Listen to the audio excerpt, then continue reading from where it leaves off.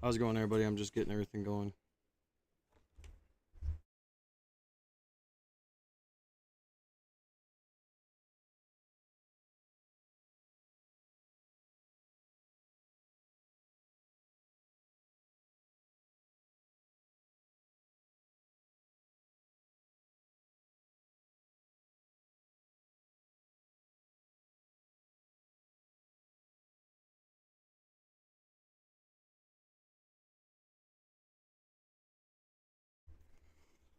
Yeah, I don't even know. I don't know where we're gonna start off today, man. I think we'll start off with Candace Owens stream. Erica called. I didn't even see it. Erica called her a B word. I didn't even see that. So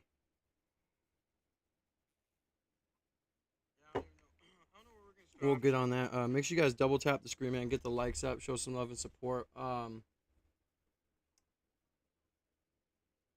Come on, bro. Instead of doing the regular super chat goal, I'm just gonna do. I'm just gonna do gifts, right? Makes more sense. You spend less money. I know times are tough out here, bro, especially with this Iran war situation. I get it, bro. So I ain't tripping. Anyone that's just getting into the stream, don't make sure you guys like the stream, show some love and support. We're gonna run it up today. I appreciate you guys for being here. God bless you guys. But yeah, man, as we're going through, make sure you support the channel. Say what's up in the chat. Make sure you guys go ahead and help me reach my donation goal. It's all gifts. So 15 gifts. Any large donations, if you guys do want to support me and help me out, you can go to the link in my bio to my Ko-Fi and donate through there. Now, I didn't see where Erica Kirk called Candace Owens a B word, right? Apparently she did. So that's where we're at right now for this. We're going to see what she has to say on her stream.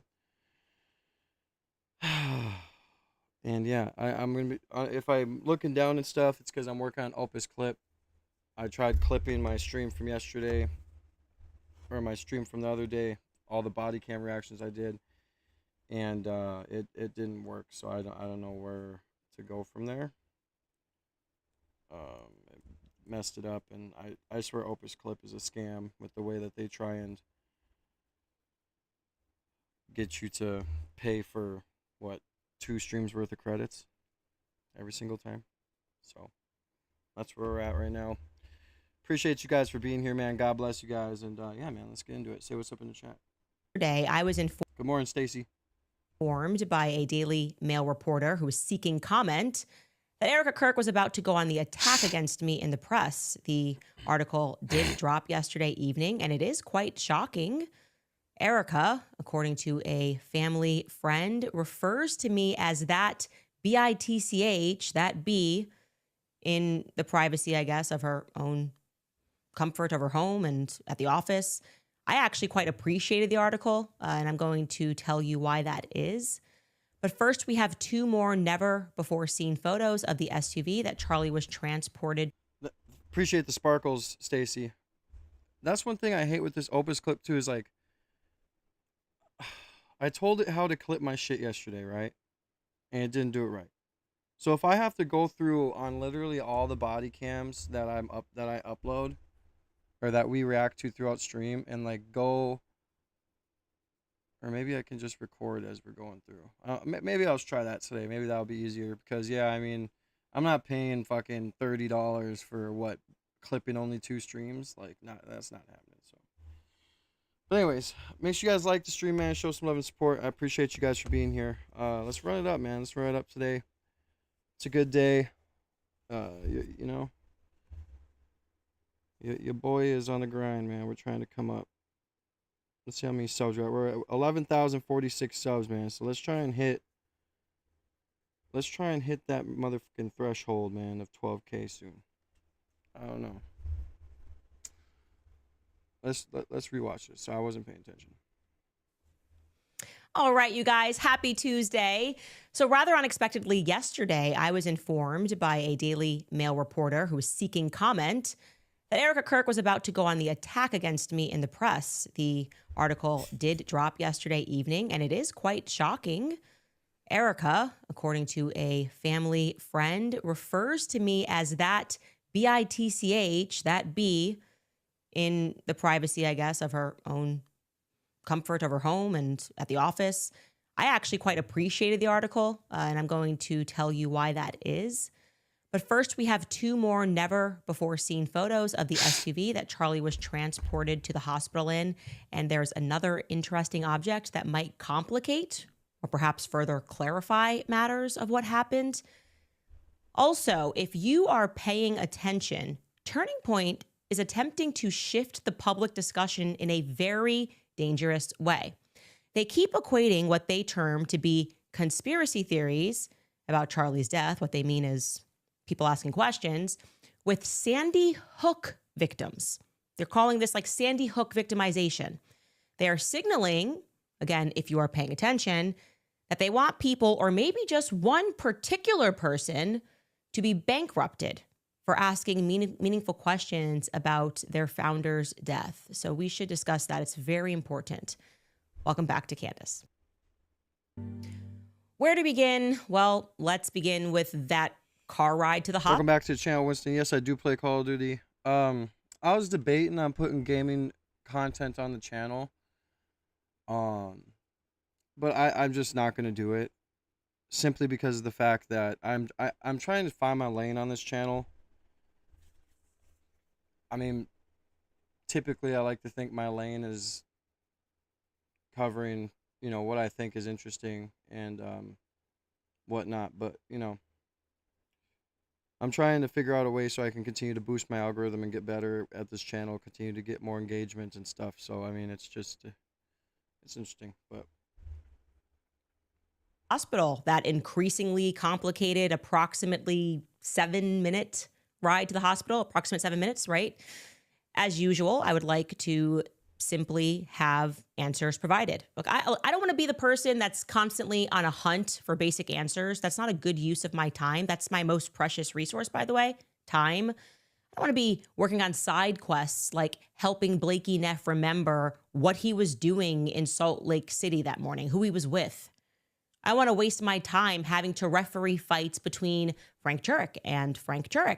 I'd rather not do that. I'd rather we all just sit down for an open and public forum where every question is asked and the public gets to consume that and everyone can feel better and end this quest.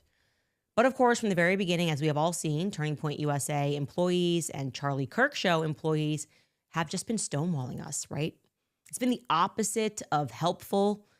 They have not been forthcoming about anything. They're growing increasingly accusatory. They just want us to honor Charlie by honoring the widow with our cold, hard cash. That is what the messaging has felt like. I cannot do that.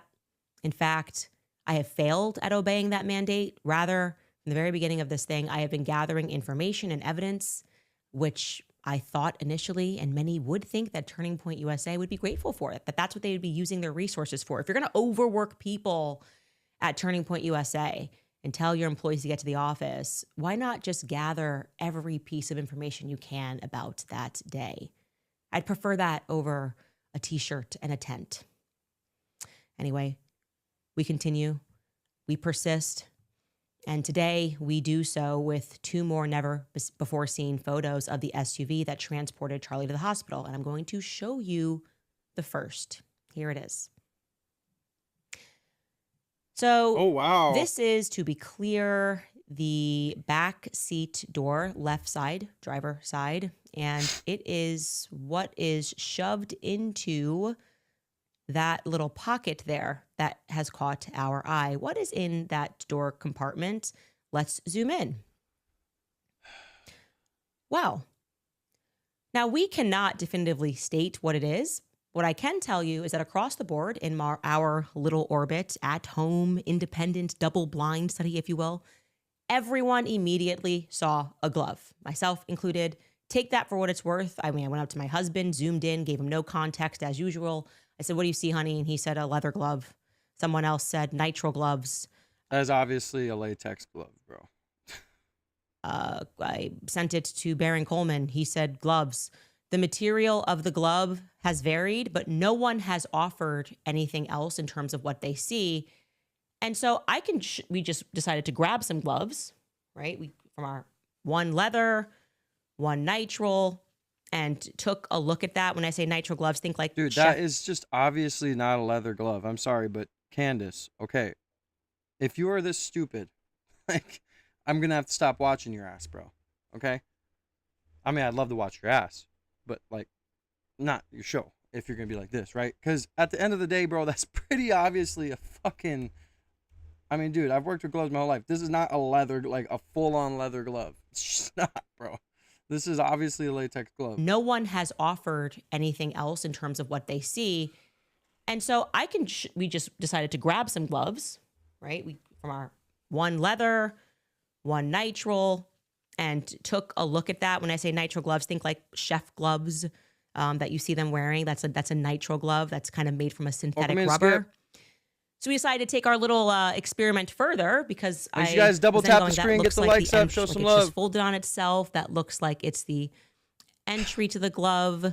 Dude, it's obvious that like they packed in some extra latex gloves in the side door, like used ones. Like, oh, we'll pack them in the side door. Like, we'll just stuff them there. Someone just took off their gloves and threw it in there. We decided to do some science here. We can recreate it. I have nitrile gloves. We decided to then just drop some in a car door for comparison, and here is what we came up with. There you go. That is in our door. We'll show you again. That is in our door. We'll show you again. That's our door, nitrile gloves. And again, our door, nitrile gloves. I think we can do a side-by-side. Did we do a side-by-side for comparison? Candace, dude, what the fuck are we doing? Welcome to Wisconsin. Dude, you better have some good reason why you're covering these gloves, bro. Like, why do you really need to go out and do a science experiment to figure out what kind of glove you got in the door, dog? And in order to get that image, just to be clear, we had to wear the glove, have somebody wear the glove, take off the glove like this. So that top that you're seeing is technically inside out, right? And then just thrown into the side like so. We didn't have the exact same car. Obviously, that's a smaller compartment. Ours is wider. I think it looks like it's a glove.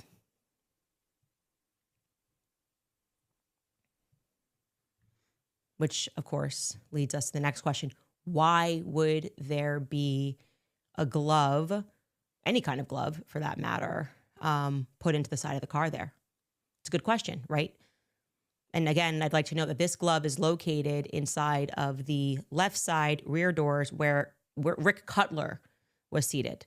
And you should also note that in general, the door, if we could take that wide shot again, it's relatively clean, right?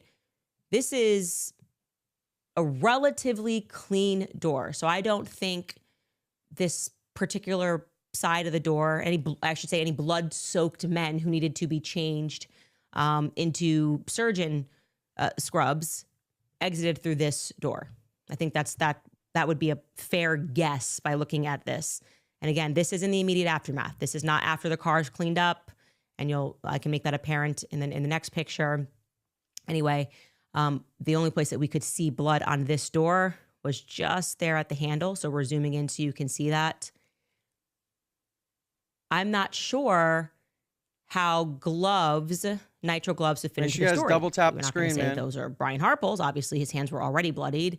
Is he going to jump in and then put on gloves? That makes entirely no sense. Why would you do that? Why would you then put on nitrile gloves and then hand them over to be put onto the opposite side of where you were sitting? That doesn't make any sense that he would have on gloves, in my opinion. As soon as they got in the car, they could have wanted to put on gloves, though. Your fingerprints off of something, who would put on gloves? If those are gloves. You know what I was thinking? I was thinking, where are those scissors that Brian Harple used to cut Charlie's shirt? Did the Fed seize those scissors? He said he cut the shirt. Whose scissors did he use? Were the hospital scissors? That's a question I guess I could ask in court. Where are those scissors? Did Brian Harple cut the shirt? Did somebody else cut the shirt in the car? Because that was one of people thought that could have been a shirt in that back seat on the side, which that would have been Rick Cutler's side in the back seat. Did somebody else cut his shirt? I don't know. Everything remains plausible when people are telling, I'm sorry, how did Frank Turek term it? Not contradicting stories. They're just having different memories of the same event, which is normal. When people are having different memories of the same event, everything remains plausible. Here is a second never before seen photo, and it's another shot of that mysterious object that many people, surgeons included, have identified as a burned shirt. Again, we can't say that definitively, but I'll tell you what I like about this photo before we get close to it. Maybe it is a burned shirt. Maybe it's not a burned shirt. I don't know. Just like I don't know why the feds would want this car immediately released, towed, cleaned up, and resold so fast. None of that makes any sense to me. Why wasn't the car impounded for evidence? Anyhow, this second photo is actually very clear and allows us to zoom in on that item. And you can see we're back, the mints are back there, and you can just get a clearer picture of that item that is in that back seat, which some people believe to be the remnants of a shirt. Some people are messaging us and saying, Candace, that's very clearly the letters on the Freedom shirt. Well, have at it. Another shot. I don't know what to think, but I do believe that since no one has been convicted of this crime, it is our right to continue to investigate it and to assist, hopefully, the prosecution and the defense. Truth.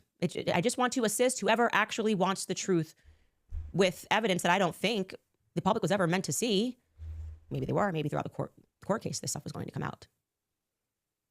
I have to say, there is a lot that is now growing increasingly curious about that day, that ride to the hospital, other rides to the hospital. For example, recently on his show, Baron Coleman pulled a clip of Blake Neff arriving to the hospital with Danny Phillip. That's Charlie's second assistant, third assistant, Mikey McCoy, and Nate Walker. We're going to get to that clip in a moment. But it made me revisit Mikey McCoy's call logs. Like I said, we're at this stage in the investigation now where it's good to pause and reflect and go back and remember the things that we were told, things that we found out.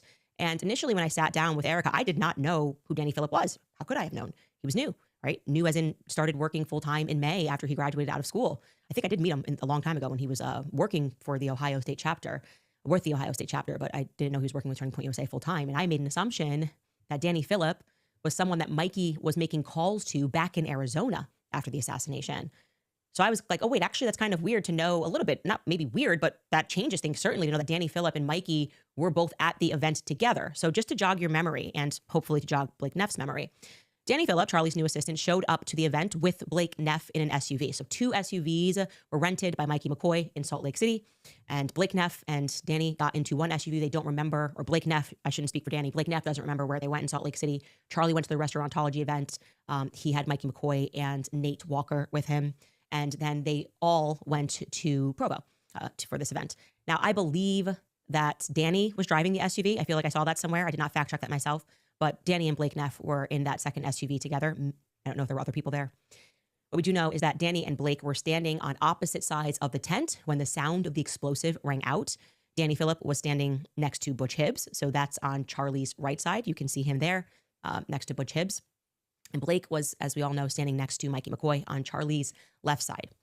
Now, after that sound rang out, Blake is the first to gallop away, as one would expect. He sort of prances forward. Mikey, as we know, immediately presses his phone to his ear and walks away and calls his wife, Elizabeth. Never mind that for weeks following the assassination, everyone lies about that. They tell us repeatedly that he immediately called Erica, as he was trained to do by Charlie. Everywhere he was trained, he did exactly what he was supposed to. He immediately called Erica. Erica, even in the New York Times interview that she gave 8 days later, said that at 11:23, obviously adjusting for time, 12:23, I guess, in local time, Utah, 11:23 her time. She was looking at her phone, and within seconds, Mikey called her. Then we found out months later that actually, no, Mikey called his own wife first, and Erica was added to that phone call 3 minutes later. So we're going to take a look at those phone calls as I run you further through the timeline. This is Mikey McCoy's call logs. So just 2 minutes after Charlie is hit at 12:25, Blake and Mikey are back together and they're speaking and coordinating. We know this because Blake, who now suffers from various bouts of amnesia, at one point remembered that part very clearly. Take a listen. Make sure you guys like the stream. I was not with Mikey, or I don't remember being with him. I think I was ahead of him as we left. And then we get out and I run for, can't have been more than 15 or 20 seconds. And then I realized there hasn't been another shot. So the shooter has likely been detained or stopped or something, not in immediate danger. I pause, I look around me and I see Mikey. and I see Mikey there. And truthfully, I will never forget what I saw, because I've seen Mikey almost every day for the past 2 years. I know his personality very well. He's a very bubbly guy. He's a very happy guy almost all of the time. And I'll never forget what I saw, because it was clear in the moment that he was profoundly freaked out. What I'll always remember is the way his lip was quivering, which I'd never seen before. And you very rarely see from someone that he was freaking out. And then I think he literally said to me, I might be imagining this, but I think what he literally said was, he was looking. Dude, every time I see Blake Neff's head, bro, I just think, where's the yarmulke? Where's the top hat? Come on, Blake. Stop hiding it, bro. Around. And the one thing, I don't know.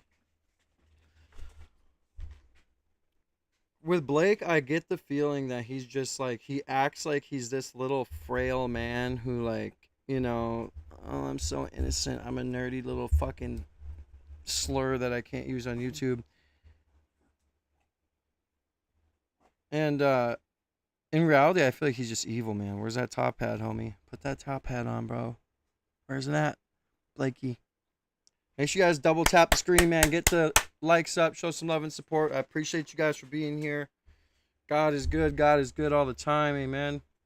And then he says, I need to call Erica. And then he takes his phone and he begins calling Erica. And I don't want to disclose how that call unfolded, but he did that. Your mind extends all of this, but that is happening within a minute of all of this occurring. I remember he calls Erica. Around the same time, I pull out my phone and I call my mom just to say, hey, Mom, there's been a shooting. You're going to see it on the news. I'm okay. Pray for me. I've got to go. And I remember that call. And around the time I put that phone away, and then he immediately called. Dude, I'm sorry, but just listening to this back again, he sounds like he's bullshitting so bad. Yeah, right after Charlie got shot, man, I called my mom and I was like, hey, there's a shooting. You're going to see it on the news. Pray for me. I'm going to be all right, though. Boom. Hang up the phone. Get to doing this. Like, bro, whatever, dude. Jesus Christ. Calls his dad. He calls Rob McCoy. And he says, Dad, someone shot Charlie. You need to call all of your pastor friends. Charlie was hit. We need everyone to pray right now. And that's what he told him. Just trying to lean into the... So, yeah, he just forgot the part where he was already on the phone with his wife. Narrative, way too much. Mikey's discussion with Erica, we know, lasted less than 2 minutes. The fact that has always kind of bothered me. I would have questions perhaps, but who is to judge that immediate trauma of getting that news? We do know that she's going to say, I effing knew it, right? That's what she tells, I believe, Jesse Waters. That's certainly what she told the New York Times. She knew it. But I digress, because the big thing that I wanted to point out is this phone call with Danny Phillip, who was presumably with them. Why on earth did Danny and Mikey jump on the phone for a full 10 minutes in the middle of this chaos? So let's pull that back up. Let's pull that timeline, please. He's right. He calls Rob and merges that call. They're on all these three-way calls, and then he ends his phone call with Rob McCoy. He ends his phone call with Elizabeth McCoy. So that gives us a total of, he's on the phone with his wife for 9 minutes, 10 minutes. And then Danny calls Mikey, and they stay on the phone for 10 minutes. They're together. Blake Neff rode with Danny. That's the only SUV that is left. They all ran in the exact same direction. This suddenly registers to me as an extraordinarily long phone call in the middle of this mayhem, a long phone call. A lot of things going on, a lot of people to speak to the person next to you. Now, maybe Justin Strife, we have a couple options here. Maybe Justin Strife and Erica lied to me and it wasn't Danny Phillip that he was on the phone with. I don't know. I don't think so. But I can't make sense of that phone call in the middle of everything when they're together. Danny, Blake, and Mikey all run in the same direction. They get into the same car. Their cars are parked right next to one another's. What are they conversing about for 10 full minutes? We do know that they then all arrive at the hospital together around 1 o'clock p.m.ish. Blake says they arrived 25 minutes later. I'm going to forgive him that. I mean, you're estimating at that point. And we know that it's actually about 1 p.m. because the local news caught a live feed of them walking into Timpanogos Hospital. And this is what Baron Coleman was covering, because they don't seem to be shaken. They're all just kind of walking casually. And we can show you that news segment here. Take a listen. We have a lot of news still to cover here. We want to show you live pictures, which we've just gotten into the Fox 5 Atlanta newsroom out of Utah, where we're continuing to follow developments surrounding the shooting of Republican activist Charlie Kirk, who was on a campus nearby talking to students, as he frequently does. He is the leader of the Republican Youth Movement. President Trump called him instrumental in getting him reelected as president. There was a shooting today, and Charlie Kirk... Yeah, he was more than instrumental, bro. And the fact that Trump completely just turned his back on him is diabolical. Speaking of these guys walking in, they don't seem like they're trying to get there with that much urgency. Representatives confirming that he was shot and is being treated at this hospital. So we're staying on top of developments there out of Utah as we continue. We're also going to speak to Senator Jon Ossoff coming up here in this hour. I spoke to the senator not too long ago. He had some very interesting things to say. If you'll give me a moment, I'm just being handed information from President Trump regarding this shooting of Republican activist Charlie Kirk. We must all pray. Make sure you guys double tap the screen, man. Show some love and support. I do have a goal up of 15 gifts. Help me reach my goal. Show some love and support. Any large donos, go to the link in my bio to my Ko-Fi. Make sure you hit the subscribe button. Most importantly, we're on the road to 20K subs, man. Show some love and support. For Charlie Kirk, who has been shot. A great guy from top to bottom. God bless him in all caps. That from President Trump. That is what allows us to date what time they walked into Timpanogos, because that tweet from Trump went out at 1:02 p.m. and he gets interrupted to allow for some time for his producer to print it. He's doing live updates and they're like, here, this just went out. And you can see it says 2:02 because we're pulling this in our time zone. It was 1:02 p.m. that it went out local time. Again, I'm always adjusting to Utah when I'm speaking about September 10th just to make things easier. So yeah, that allows us to know what time they showed up. And I'm being so genuine here in looking for answers. Maybe it was another conference call that they were all conferencing. It seems that might make sense. A bunch of Turning Point employees decided to jump on a conference call and coordinate, and it was initiated by Danny Phillip somehow. I need to, maybe we'll look this up after, but I need to know who Tyler Robinson talked to from TPUSA that what's his name? Blake Neff knows, but he's not saying because he doesn't think he did anything wrong, quote unquote. Because why isn't that being talked about more either? Middle, but it's something that I'm thinking about. That's a long phone call, a longer phone call than you had with both your wife and Erica, who I feel would be wanting more details or wanting more answers. Who knows? A lot's happening right now. And I was asking myself the question, what in particular transpired while I was in Spain? Because it feels like a Zionist going out of business sale. You know what I mean? You know, when a store is going out of business and things look and feel chaotic, bright signs that read everything must go, buy one, get everything else free, take it now, doors are closing forever. That's kind of the only way I can describe this press cycle. Like, management doesn't actually care because they're about to lose their jobs anyway. No one is available on the floor to help you. Andrew Cole, that is management. He's back of house calling his brother. Reverend Johnny Moore is working corporate, dropping digital assassin articles aimed at me, blaming his competitors. Ben Shapiro is on the phone receiving updates, but he's totally not involved, guys. Totally not. Just curious about why they're having a going out of sale business. Blake Neff is the creepy window shopper. Just keeps walking by the windows. He can't remember why. Everything just feels like it's going to hell in a handbasket. So after 10 months of the Christian grift, the Ali Stuckies, the Dana Lashes, the Honor the Widow presentations, Erica is apparently done playing the role. And I have told you since earlier this year that she's the one directing the show from behind the scenes. She's nasty behind the scenes. She calls people's priests. That's extraordinary. That's just something you should know. She personally took credit for having Matt Walsh cancel his in-person appearance at the Catholic prayer event for Catholics, just because I was attending. That's a fact. That's not my organization. He transformed what was supposed to be his appearance into a video message instead because Erica was upset that I was going to be present. This was not a political event. It was literally a prayer. I spoke very briefly about my conversion to the faith and my initial hang-up about the Blessed Mary. And to be clear, like I said, Catholics for Catholics is not my organization. She wanted to hurt another organization simply because I was going to be Guys, make sure you double tap the screen, man. Get those likes up. present. A small organization when weighed against her power, her connection. White House was making phone calls because she doesn't like me. She explicitly told people that it was, and I quote, a woke Reich event. That's a term that I first heard come out of Bibi Netanyahu's mouth, for clarity.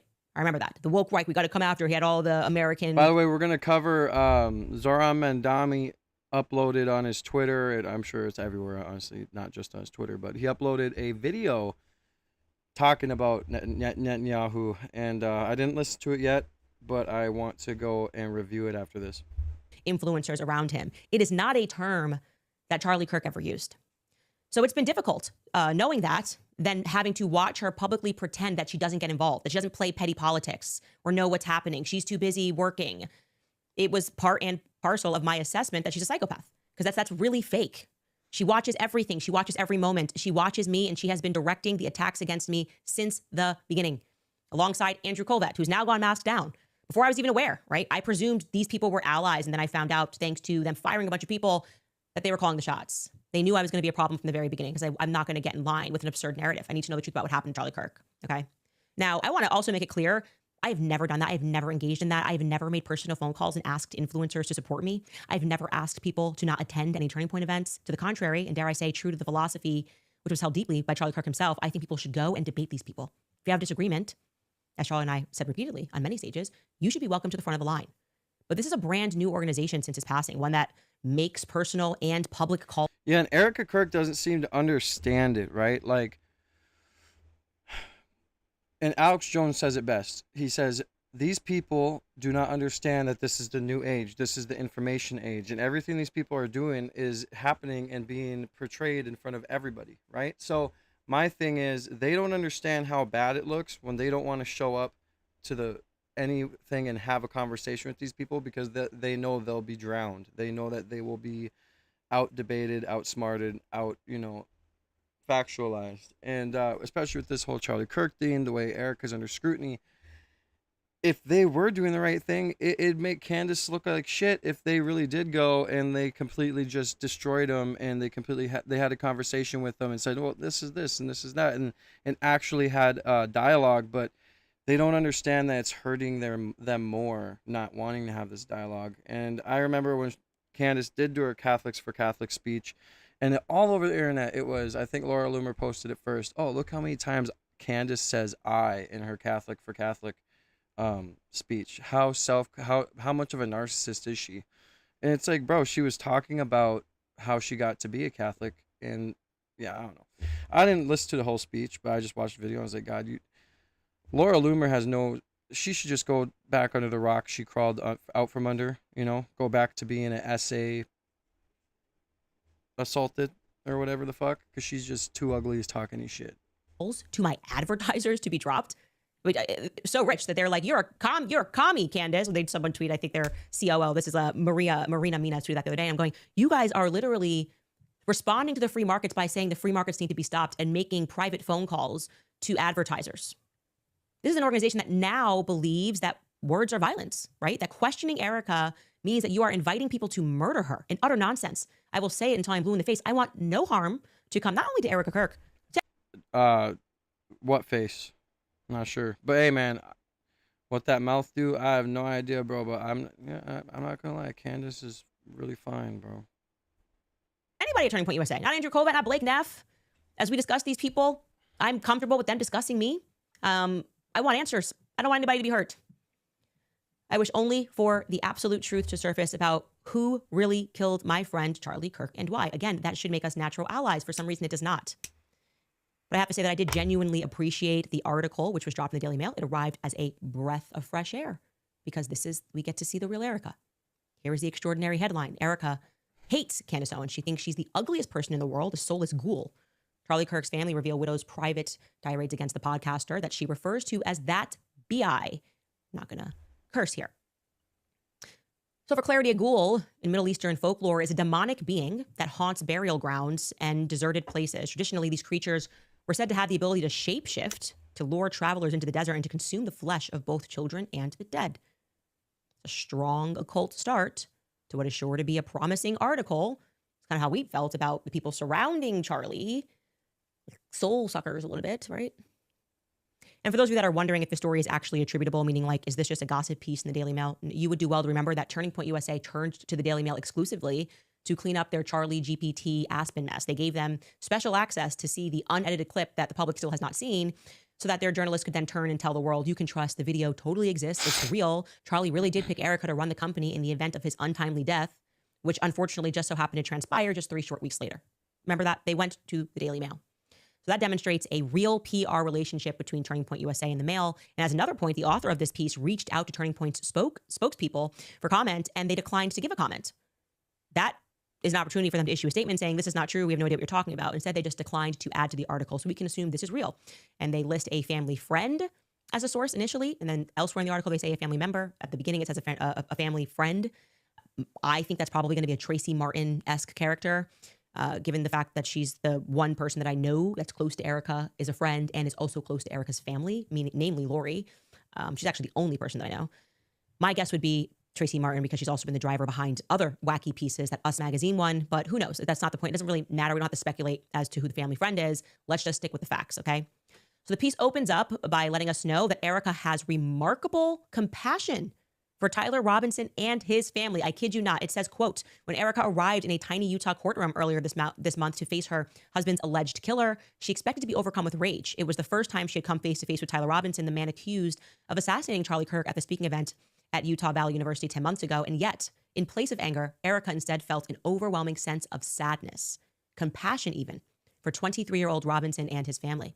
According to two sources that are close to the Kirks, quote, she was really concerned about being in the same room as him. She didn't know what she was going to feel. She said that a lot, one family friend exclusively told the Daily Mail. She thought that she was really going to be angry and mad, to really hate him, but she didn't. She just felt really sad. Overwhelming sadness is what she called it. It made her grieve even more. She didn't want to fight with him or his family, she said. She almost felt compassion for Tyler Robinson and definitely for his family, because it's just so sad that two families were destroyed on that day. So, compassion for Tyler Robinson again. She felt it instantly in her in the aftermath, you could say. She demonstrated forgiveness immediately, at least. And now she's demonstrating it again in a courtroom with him. And by the way, I echo that sentiment, because I feel like the entire world knows that he didn't commit this crime. So how kind of Erica to feel compassion for the person that they are considering murdering, to be clear, for something that he didn't do. I haven't seen any convincing evidence that Tyler Robinson committed this crime. So compassion would be the right thing to feel. I want you to understand that, by the way. These influencers are calling for the murder of an innocent man. We should deeply understand that, okay? Tyler Robinson will receive the death penalty if he is found guilty. Okay, but don't say he's innocent, Candace, okay? Because now you're going too far. Do we know if he was involved? No. But do we know if he's innocent? No. Do I think he did it? No. But I think he was involved. I want to know who Tyler Robinson talked to from TPUSA on campus at UVU the day Charlie was shot, just a little bit beforehand, that Blake Neff knows who he talked to but won't say because he doesn't think he did anything wrong. Why is this not being talked about more? I don't understand.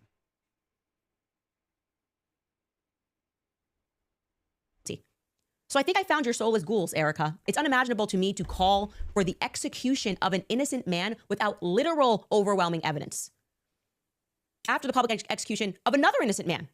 When they say these statements like case closed on the basis of one hearing where we are shown nothing close to concrete evidence, or when they pretend that they are being submerged, overwhelmed, that is precisely what they are doing. It is so evil. They are calling for the state to murder Tyler Robinson. I want you to put that in your mind when you read it. They want Tyler Robinson to be murdered. Case closed, murder Tyler Robinson. That's what they're saying. Sick. It's really sick, and it's truly evil. What would make you call for that? It sickens me that so many people who I once respected are engaging in that. Guilty before innocent, right? Guilty before proven innocent. Then, of course, after this compassion that she displays, there was a dramatic shift in the article, and she talks about quote-unquote conspiracy theories after detailing that compassion for the man that she herself said she was certain killed her husband. That's what she said to Bari Weiss. Remember that? She was wholly confident that this man killed her husband because she has access to the evidence. Here is how she then flips and describes her feelings toward me, someone who is trying to find the true killer. The article reads, quote, that bridge is burned between Erica and Candace. It's more than burned. It's been blown up. There's no reason for Erica to ever speak to Candace again, ever, the family member said. Candace decided to make this her identity. It's a grab for attention, building her name and her brand and making some money off of it. That's what Erica thinks. Oh, brand?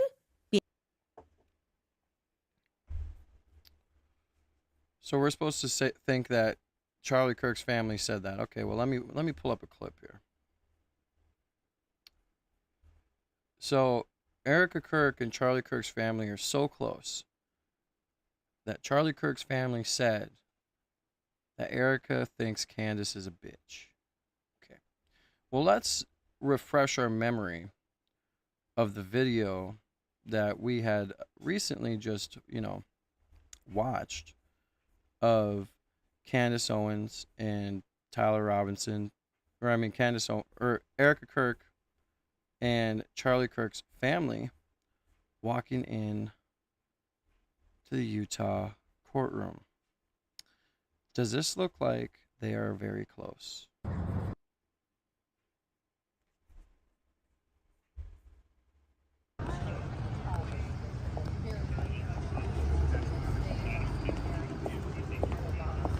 Don't make eye contact.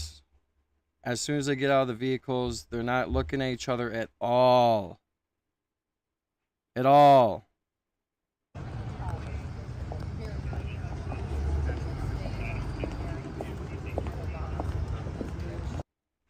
don't know. Maybe it's just me. Being built? No, Erica, I had a name and I had a brand before Charlie Kirk was assassinated. In fact, me and your husband built our names and our brands alongside each other and apart from each other.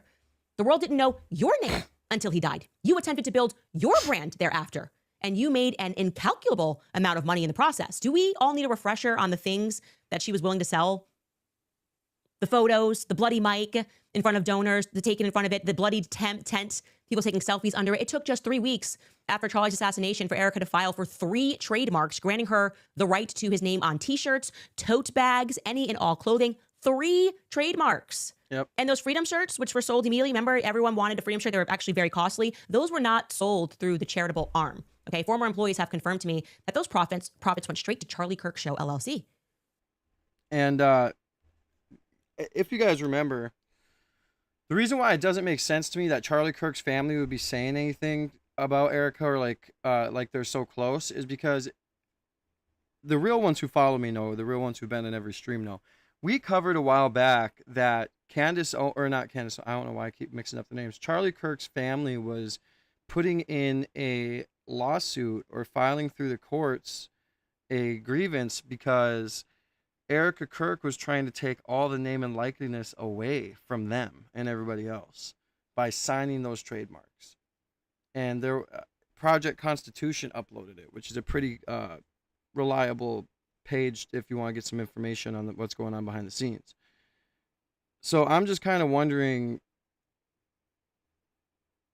if anything else is going to come out of that, because I mean, it is very suspect that immediately she's like, all right, all trademarks, all everything, come to me. Then the audio comes out of her saying, oh my God, guys, we're doing the best merch sales we've ever done.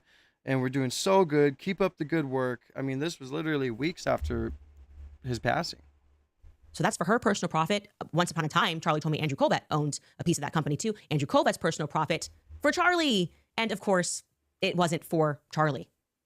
So as a refresher, I already had a name. I already had a brand. I was already being sued by the president of France. I think I was actually known globally. What did I sell when Charlie died? How many trademarks did I file? It is wild to me, okay, that this article goes on and states, quote, Erica is really offended that Candace would use her husband's death to make a buck, to get attention, to get clout, whatever it is. She's offended. That's her focus, guys. Once again, all Erica cares about is money and brand and merchandise.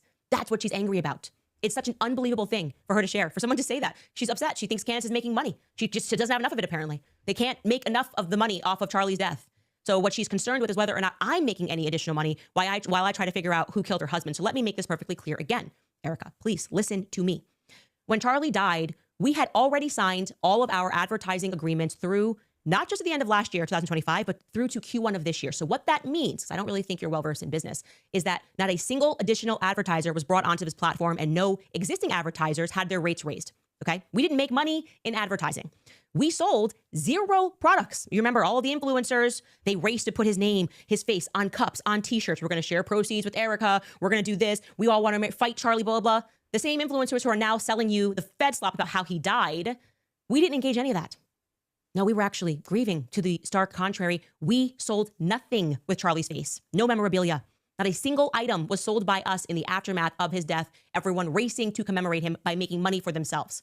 And I would point out that in our tribute episode to Charlie, our biggest episode by views ever, we sold and consequentially read 0 ads. 0, none. Go back and watch it. It's still up. To my friend Charlie Kirk, no ad reads, nothing sold for the public. Our show before Charlie died was already in the top 10 globally, sitting above the Charlie Kirk podcast. And every single episode of our new podcast since we launched it back in 2024 has averaged well above 1 million views. Go back and check that. So what is it, Erica, that you are actually upset about? Really ask yourself that question, okay? Because time and time again, you keep reminding people that all you care about is money and brand and merchandising. But I have to tell you, it is the way this article concludes that is just stunning to me.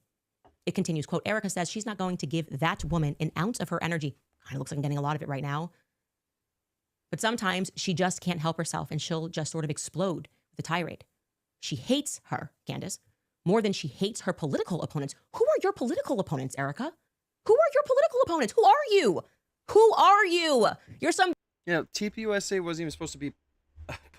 Yeah, okay. beauty pageant wife who took over the reins of Charlie's company, telling us a story that he wanted it in the end, but just couldn't put it in documents. Who are you to think that you have political opponents? It continues, at least with them, she knew where she stood. They didn't exactly betray her like Candace did. Candace did her so dirty. I think at this point, Erica likes even Tyler Robinson more than she likes Candace. End quote. Yeah, Erica. That's what Drewski and everybody who's been speaking about this has been getting at. That's why people think there's something wrong with you. Because you meant this article to be a smackdown of me, but all it did was further reveal your character. You have been on a wild pursuit of fame and fortune your entire life. You started doing pageants, I think we showed, when you were like 12, okay? 6th grade, maybe? And you have not stopped wanting to be in the spotlight. Every person you have dated has had some degree of fame, and you saw Charlie as your ticket to more fame. And then you finally got it, in your view. When you walked out in a white pantsuit with sparklers behind you, and you sucked all of that in, that was it. That was the moment. We look back at those photos of people at the memorial. I have never seen such glee and such happiness. You clinked glasses. You guys then went to a restaurant. You celebrated. Finally, Erica, finally for you, after decades of trying, you had made it into the spotlight and everybody loved you. Brand, merchandising, shirts. You got on that Zoom call. The sales have been crazy. 50,000 shirts sold and kicked back into the LLC that me and the Charlie Kirk Show people own. For Charlie.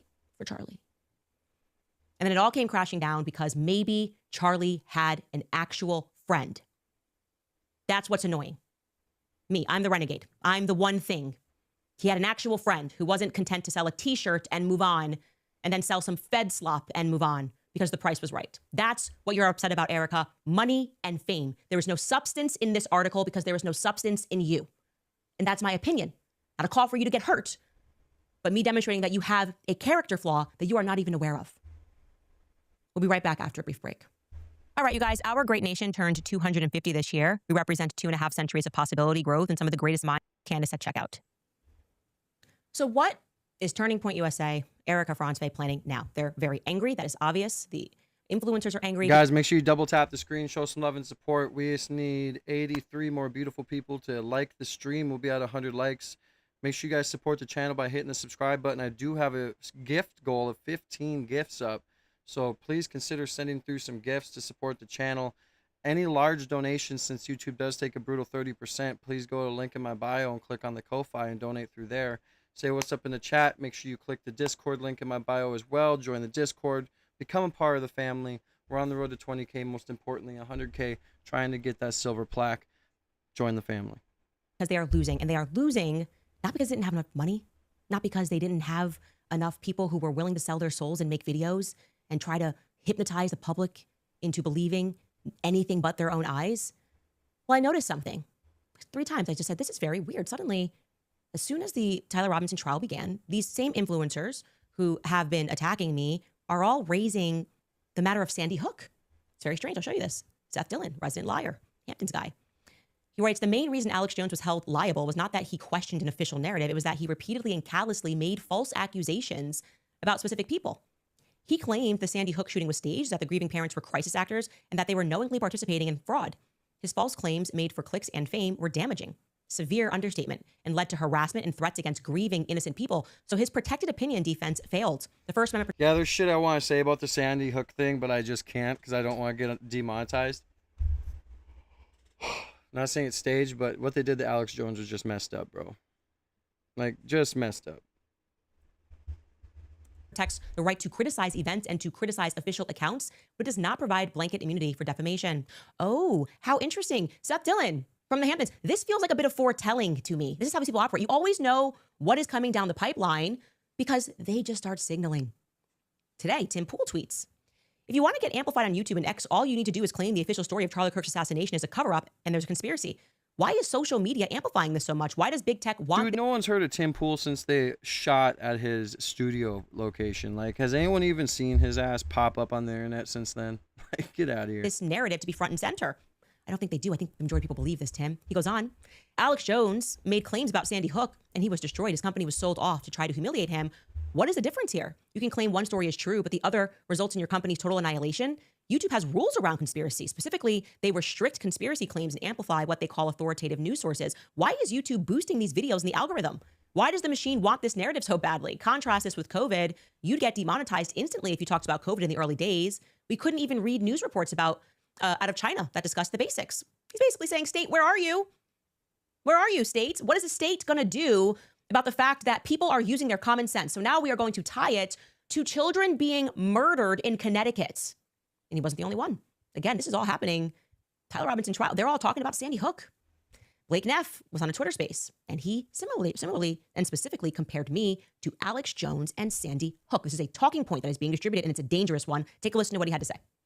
Nothing compares remotely to the fact that Candace Owens has spent a sustained 10 months making effectively every episode of her show, finding some new way to target Erica, target Turning Point, target other people who are in the Turning Point universe, target random family members of theirs, as happened at times, for 10 months in pursuit of a conspiracy theory that has literally never had anything to back it up. Like, it inspires comment and notice because there really is essentially nothing like it that I can recall in my lifetime. Like, even as a comparison, even the stuff with the Sandy Hook parents, that was the stuff a few people ran with, and I just don't think it ever, like, Alex Jones got sued for it. I don't think Alex Jones made that the only subject of the show for a 10-month period.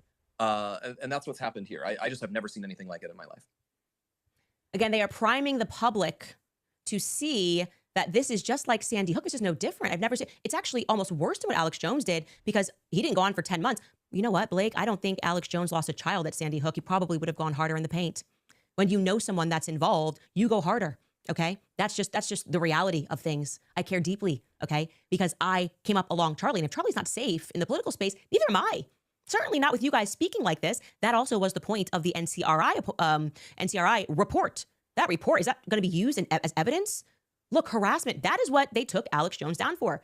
He said something, which he has apologized before and said was wrong. He speculated that the children didn't actually die that day. And then they came after him for emotional harassment, stress, whatever the claims were. And they sued him and won for $1.4 billion. Yeah, now all those parents are still using that excuse to become millionaires. Well, they already are essentially millionaires. And completely corruptly took him down in the court system and took everything from him. Which, dude, okay, I get he made a mistake saying that shit. Cool. I understand. Shouldn't have said it. Wrong to do. But you shouldn't destroy a person's life over it. You know what I mean? Like, yeah, sue him. Or, yeah, have some consequences. But, I mean, they just made it an unjustly amount because they wanted to make an example out of him. And it didn't stop him. If anything, he got bigger and he's still doing good. But, I mean, I think when you're a reporter or if you're on this internet space and you're making comments or you're coming up with ideas or thoughts, I think those thoughts should be protected in certain manners. Obviously, there's certain lines you shouldn't cross, certain things that should be, you should be held accountable for. But if you don't want to hear it, don't watch it. No one's forcing you to watch anything. No one's forcing you to, listen to anything. And, I don't know. Unfortunately, we're in this weird space now too, where it's like she said, like I'm in danger too. Blah blah blah blah. It's like, dude. Like when the UFC White House card was taking place, the whole time I was like, God, what if there's a shot that happens on TV? What if someone gets shot? What if someone gets hurt? And it's sad now that every time we watch live events with these public figures, at least in the back of my mind, it's like I have anxiety, like I'm going to see someone get shot, Effectively ending his InfoWars platform, suing him into bankruptcy. And I want to be clear, they're also putting people on their show to say, you know, Erica's just like the parents at Sandy have to Hook. check it out, This is the Wisconsin. priming. They all know Make sure you something guys that we double don't tap know. the screen, They're not show all some kind love of and going back support, to help Sandy get the Hook for no likes up, reason. man. Join the Here's Eva family, Frey. hit I'm a Charlie Kirk subscribe. show. Take a listen.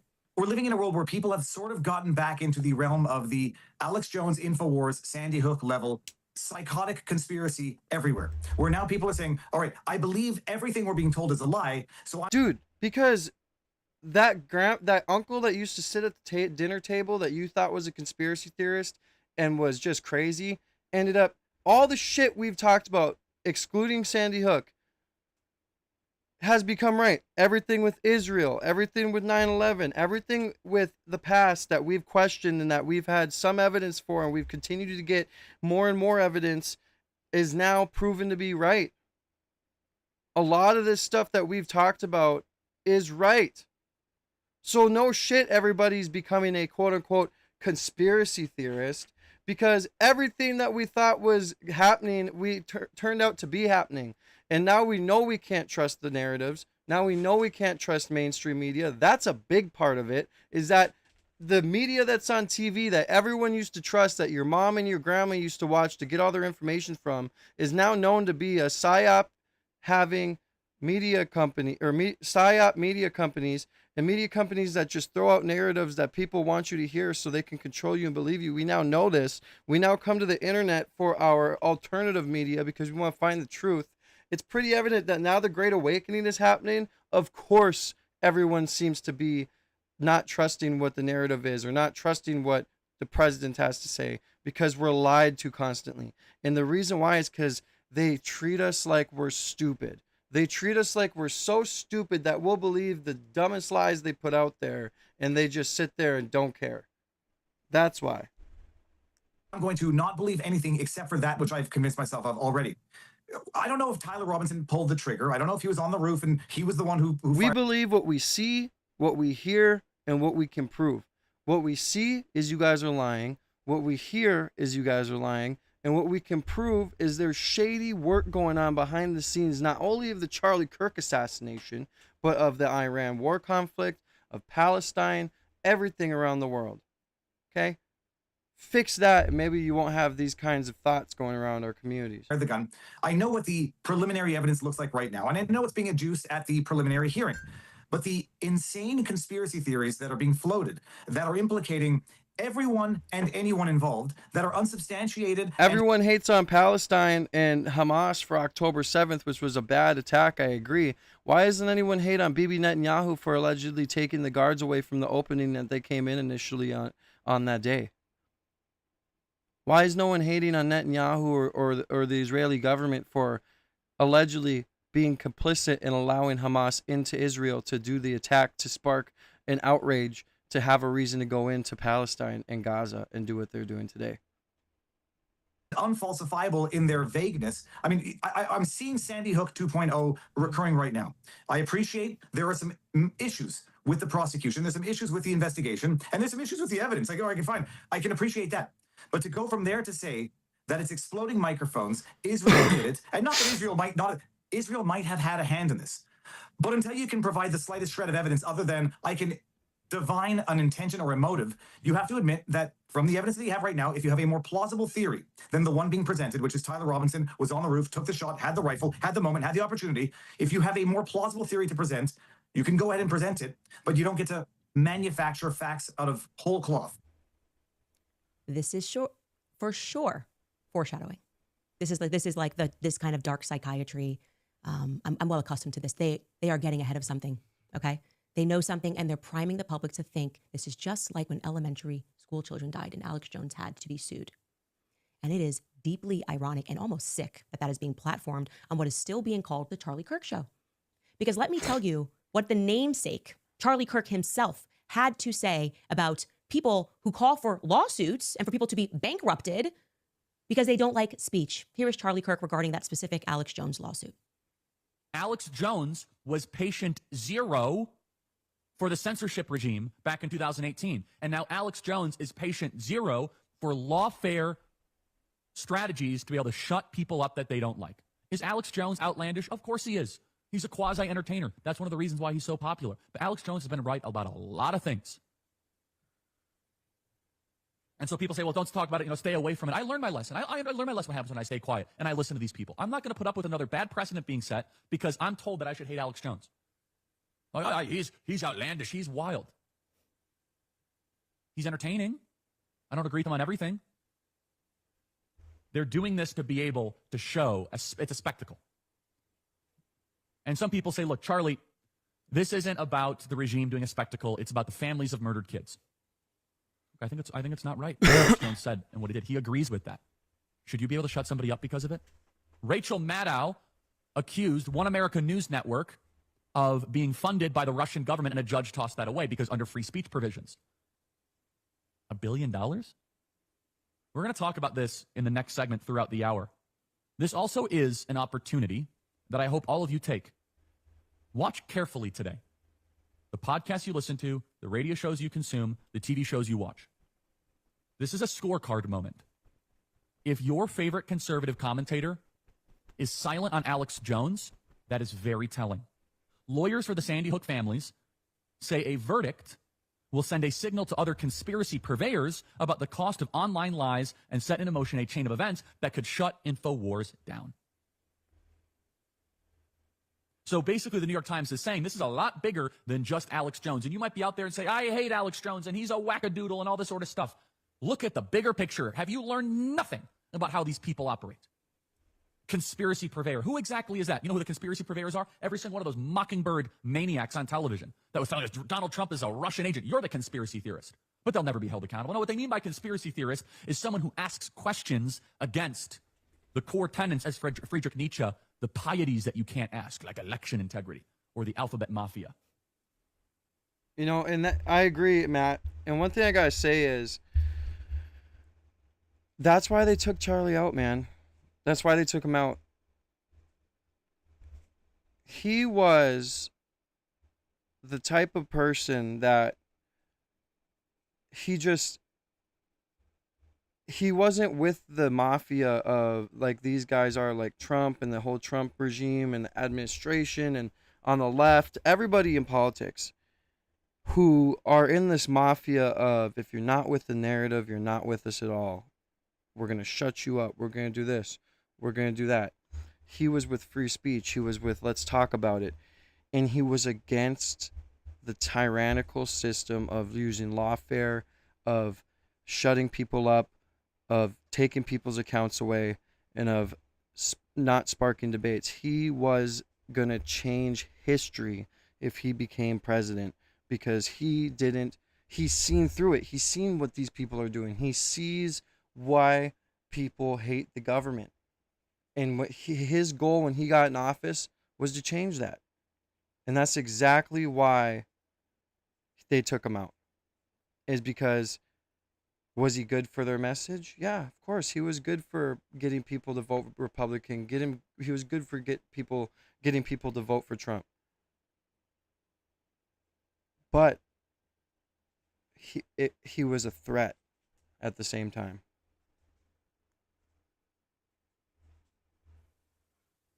There he is, you guys, in his own words, on his own show, his namesake, The Charlie Kirk Show, which used to represent Charlie Kirk's ideas. And now we have these pathetic people who are an extension of the state, the very state that Charlie was trying to fight. The surveillance state, the totalitarian state, people that then use the state to punish people with lawsuits. How dare they? How dare they do it with his name below in the banner? The Charlie Kirk Show is now using the same logic that we believe that what happened in Sandy, this is like akin to Sandy Hook. People are being harassed. They are signaling that this is their last desperate ploy. Mark my words. And we'll end this with a Charlie Kirk tweet, so we know exactly how he felt about this. He wrote, the lawyers behind the sham $1 billion verdict against Alex Jones are now trying to seize his personal social media accounts in bankruptcy. This was never about justice for Sandy Hook families or whatever excuse they gave. The lawsuits against Jones have always been about finding a way to censor and destroy a person that the left hates and then using that blueprint on everybody else. You were right.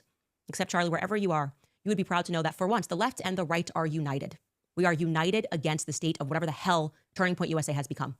Because we know it's not you. We know it's not what you represented. And we think it's why you didn't, after you passed the energy, it didn't stay there. Because how could it? You would detest what it's become. We'll be right back after a break. All right, you guys, do you owe back taxes? All right, we're done with that. So I want to go over the Mamdani.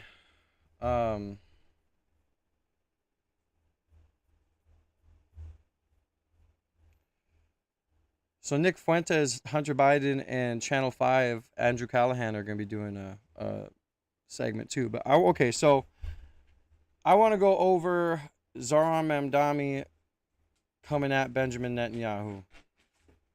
So as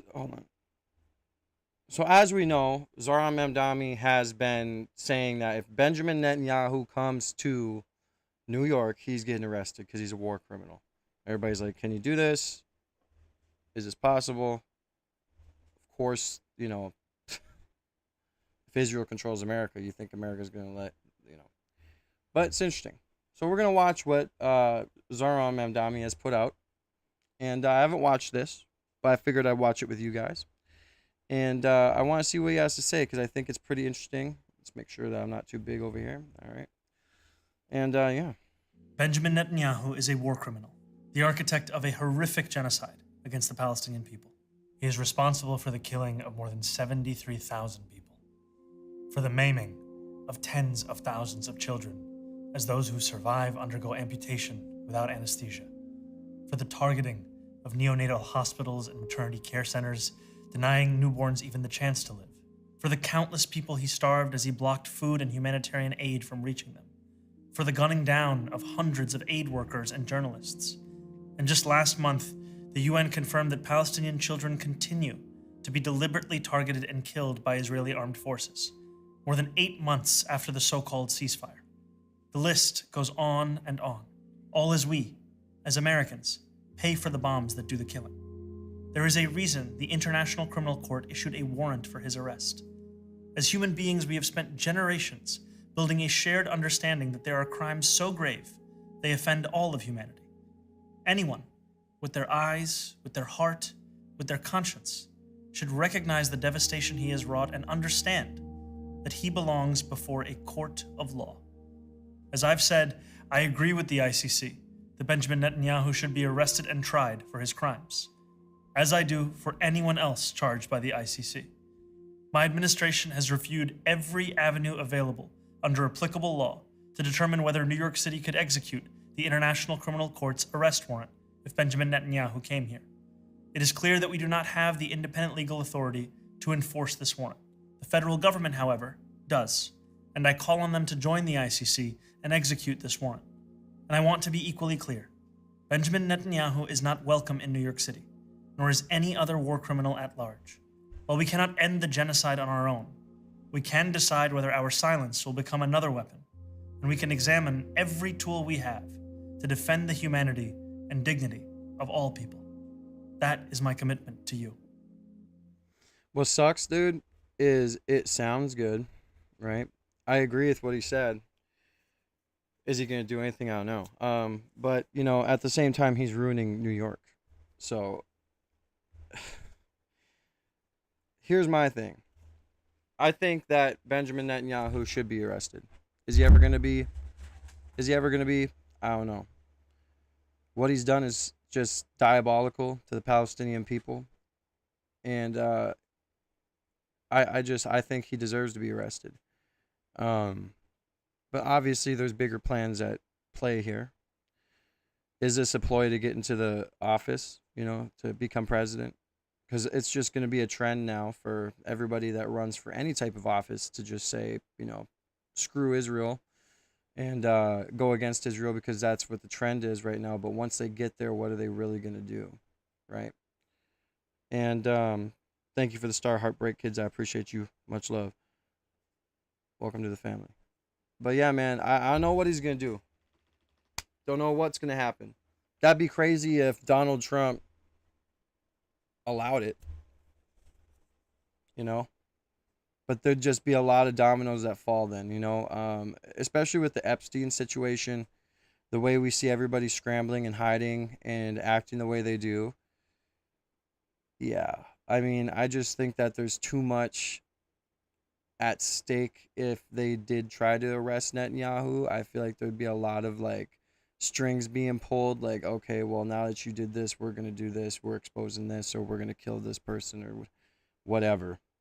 But I think he should be arrested, man. You know, in my opinion, I think we should cut all ties with Israel. That's just how it is for me. But who am I? Let me know what you guys think down in the comments, so I'd really like to hear it. Are they going to arrest Netanyahu? I don't know. Let me know what you guys think about how Zohran Mamdani is doing as the mayor in New York as well. It's pretty interesting. So, see you next one. Sorry, guys, I had to record the video there. But, yeah, man, like I said, I don't know. Israel's not our ally, okay? Like, they're just not. As we're talking about going into Iran and escalating the war, do you think that Israel is going to send IDF troops into Iran? That sure as hell should be a stipulation.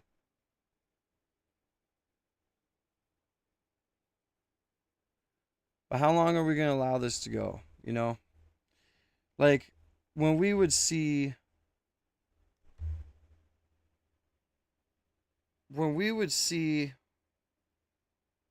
the UK protests come around,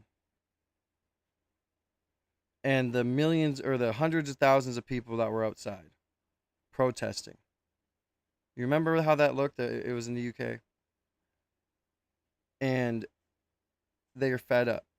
And at any moment, I said when we were watching that video that, God, if they wanted to, they could just take over the country. All those people in the streets, fed up, angry, wanting change. If they wanted to revolt, it could have happened. The only thing that was wrong with it is they banned guns. They didn't have any weapons.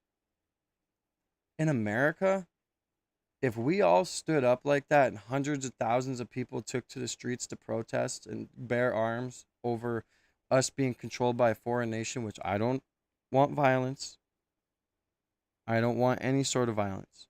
But what I'm saying is, we're continuing to wake up and we're continuing to see what's going on. And I've said this many times, I sound like a broken record.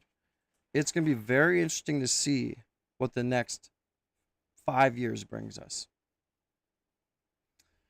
Now, Nick Fuentes, Hunter Biden, Channel 5 are doing an interview together. I figured I would show this as well. Didn't see the trailer, but they dropped the trailer. He dropped it... What's today? Yesterday. It's already at 2.1 million views on Twitter. So let's see. This is going to be very interesting to watch. You want to ask me, why are you a Nazi? Inclusion has been our greatest strength. Diversity has been our greatest strength. White people do feel like we are being boxed out. A 26-year-old white kid doesn't feel like he has access because he's been canceled, and the problem is black people. I didn't say the problem's black people. Well, you just did, Nick. You just I said the problem is crime, and we know who's doing the crime in Chicago. Do you get what I'm saying? Yes. About the Holocaust thing? Oh, about that. We get to say whatever we want on the internet. We get to deny the Holocaust. As far as Jews are concerned in general, I think that everybody in the country should be treated with dignity and respect and have their civil rights. Look, what do you think about somebody like Mamdani? Personally, I don't like him. Like, for example, on 4th of July, when he takes the opportunity to sit there with, let's be honest, not a single white person. What about fucking Donald Trump? There's no ideological core to Donald Trump. No, I agree with you. Don Jr. got the largest loan ever given by the Department of Defense. Vance owes his entire political career to Peter Thiel. Whichever firm is the one to develop ASI, that could confer dictatorial-like powers upon the CEO of that company. Everything that we think about the way in which we exist in the world completely changes. Increasingly with Uber, Airbnb, the banking apps, you can't live your life without the tech platforms. Everything that AI is built on is ours. That's what they're stealing from us. I want to find common ground of how much of a shithead Donald Trump is. We can get there. We can get there. Okay? I would love to sit down with Hunter Biden, not gonna lie. Now, my whole thing is like, when he said that, oh, you know, whites are feeling like they're boxed out, you're blaming black people. No, I mean, at the end of the day, the only reason why whites are feeling black or boxed out is because we can be called crackers, or they can say, hey, you're a white boy, that's because that's how it is. Like, we've been made to feel like we can't say anything. Like we should be ashamed of being our race. And that's what it is. And that's just how it is. You know? It's just what it is. We've been told for probably the past 20 years, 25 years, that, oh, we've been treating these people wrong. They need more opportunity, or you need to kiss the feet while they stab you, you know? When in reality, like, the way I think is I like everybody. Unless you do crime or you're a piece of shit, then I don't fuck with you. But I love everybody.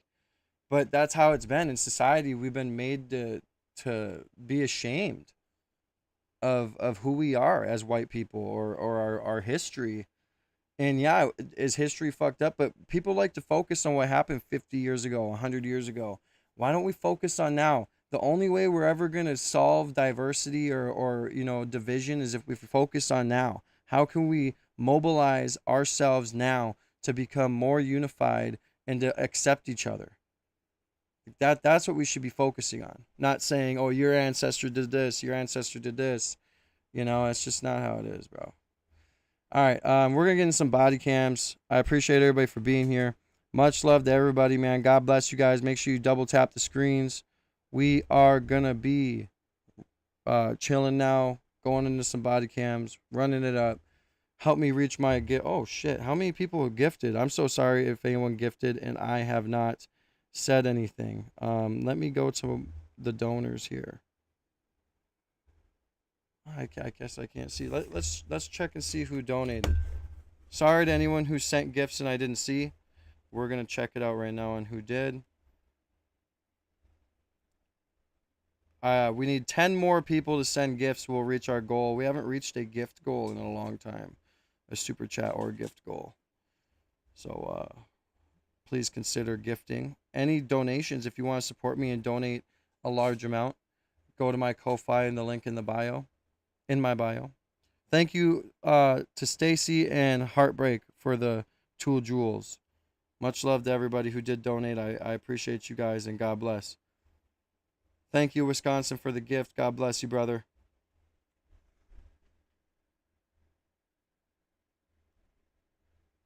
Appreciate the sun balloon, bro. Make sure you guys like the stream, though. Show some love and support. We're going to get into some body cams. We're going to chill.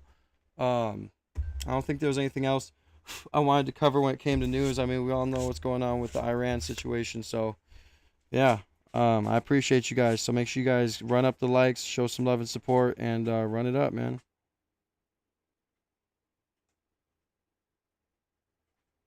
Yeah, it's always about the white man, Donald, isn't it? I mean, dude, like, the dumbest thing we can focus on as people is race. Like, seriously. You're brown. You're black. You're yellow. I'm purple. I'm tangerine colored. Like, what the fuck, bro? Like, we got real life problems we're trying to solve in this fucking world, and we're gonna focus on race, ethnicity, and culture. Like, just be accepting. Let's focus on the real problems. Like, it's just like in the Book of Enoch. All this stuff was given to us. And instead of looking at your skin color as a blessing and these other cultures as interesting and as a blessing, we're looking at them as a way to divide us. We were building that tower to the heavens, then they knocked us down. Then they divided the languages. They gave us gold to fight for. You know, it's just, it needs to stop. When is it going to stop, though? Never. That's the answer. It can be calmed down, though, like it was for a while. But instead of looking at the blacks or the whites or the Chinese or the Asians as the problem, we should look at who is trying to divide us as the problem, right? Anyways, I digress. Crazy Passenger thinks she's the main character. Let's get into it. Hello, I'm Officer Rockweather. So the reason I stopped you, when you picked her up, you weren't at the... I'm going to go grab my goodie bag real quick. I will be right back.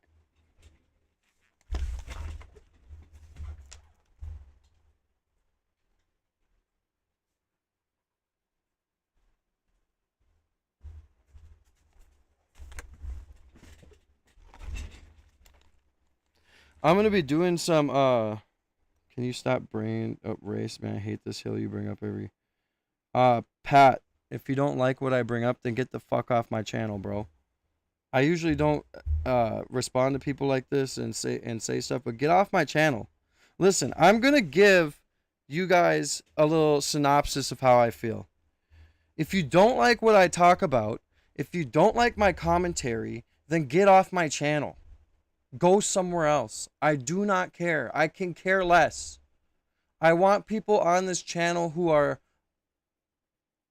cool, who are accepting, who want to have a conversation. And after we have a debate and we say something that we don't like with each other, we still can be friends and we still are family. This channel is a family. This channel is not a place where you can just come and say, I don't like this, I don't like that. Then fucking leave. I don't care. Okay? Just go. Seriously. Well, why you always gotta lay under my wheels, homie? Like, I'm over it, bro. This channel is a family. This is a community I'm building of like-minded people that can have a conversation and still be united. Period. I talk about what I want. If you don't like it, then leave. The stop sign yet. Okay. And then once you got in the car, you went through the stop sign. Okay, when you turned right. Okay, so there's still that stop line you got to get to, and then make the right turn. Okay. Yeah. Do you have your driver's license and insurance? My log's in my bar. I just had to go pick her up. Okay. Do you work at Champs or what? Yeah, I literally just got off. All right. Where were you coming from? I was coming from my house. And then are you going to Champs with him or what? Yeah. No, I just pulled back in. Because the bar is closed. Yeah, I'm waiting for him. He's like, you know what I'm saying? Right here. Like, I don't want him to go home with another woman. I got you. Know what I mean? Yeah. Okay. Jamie and friends inside. I just closed the outside. Jamie's inside? Yeah. Okay. All right, just give me a minute. I'll be right back, okay? All right, smell it from here. I copy, and we'll take another for a 961 search. All right, Reese. So here's the deal. I got a question for you, too, okay? Is there any marijuana in the car? No, not that I know. Okay, did you smoke marijuana in the car recently? No, I'm just off of work. Okay, so I can smell marijuana come from the car. Ma'am, do you have marijuana on you at all? No, sir. No? I'm sorry. I just Okay. got in the car.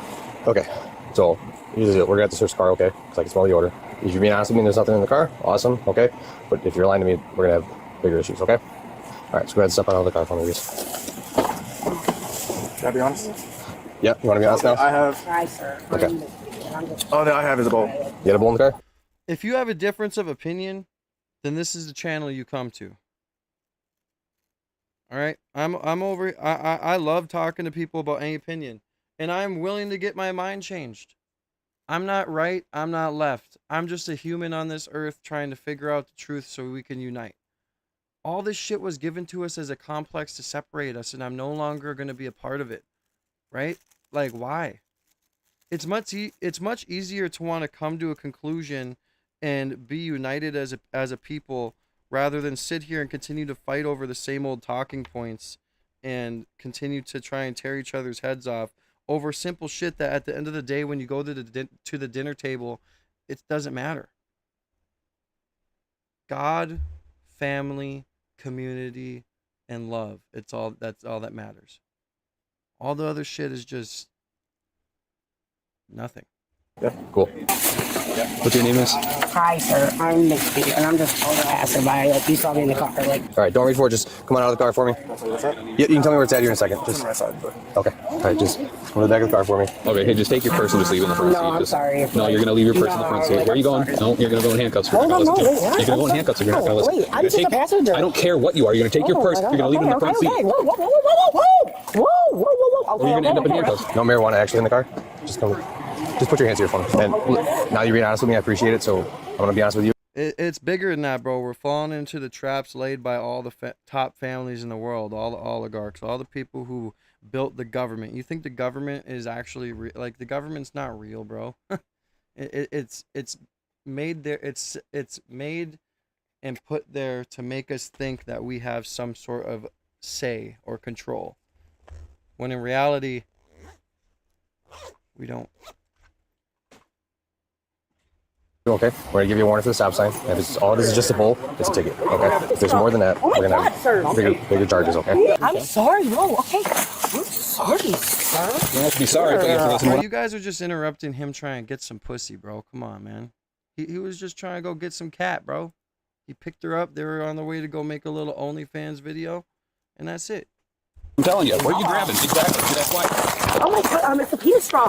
Oh my God, sir. Relax. Please don't do this to me. I'm sorry. Oh my God. Whoa, whoa, whoa, whoa, whoa, whoa. I'm not. Don't do this. Being honest with me, that's all it's in the car. Oh my God. Okay. Whoa, whoa, whoa, whoa, whoa, whoa. All I'm not. right, just keep your hands on the car for me. Okay. You're under arrest right now for resisting. I'm not doing nothing. I'm just trying to show you my penis straw. I'm sorry. You guys are ripping my hands. I'm sorry. Can I really? Nope. Ready? Okay, fine. Please, I didn't do nothing. I swear to God.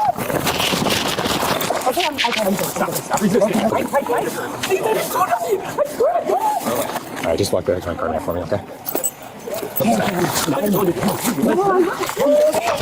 Stop resisting. Just walk back this way. I'm gonna put you in the back there. You're not gonna be placing cuffs or anything like that, okay? You said you got Jamie inside, right? Oh yeah, Jamie and friends inside. Okay. Just have a seat in there, okay? No, you got me. Okay. Please stop. Stop resisting. Stop resisting. You are. I'm not. I'm gonna shut the door while we deal with it for a second, okay? Smell it on you. Huh? I don't smell it on you. I don't smell it on you? Yeah, I say like, I don't smell it on you. Okay. I'll go here first. I'm going to cut your first. Go here first. What's going on here? What is going on? Wait. No. All I'm saying is that if I go get one of my bitches from the roster and if we get pulled over and you act like this, you're immediately off the roster. Go to your You're gonna get taped.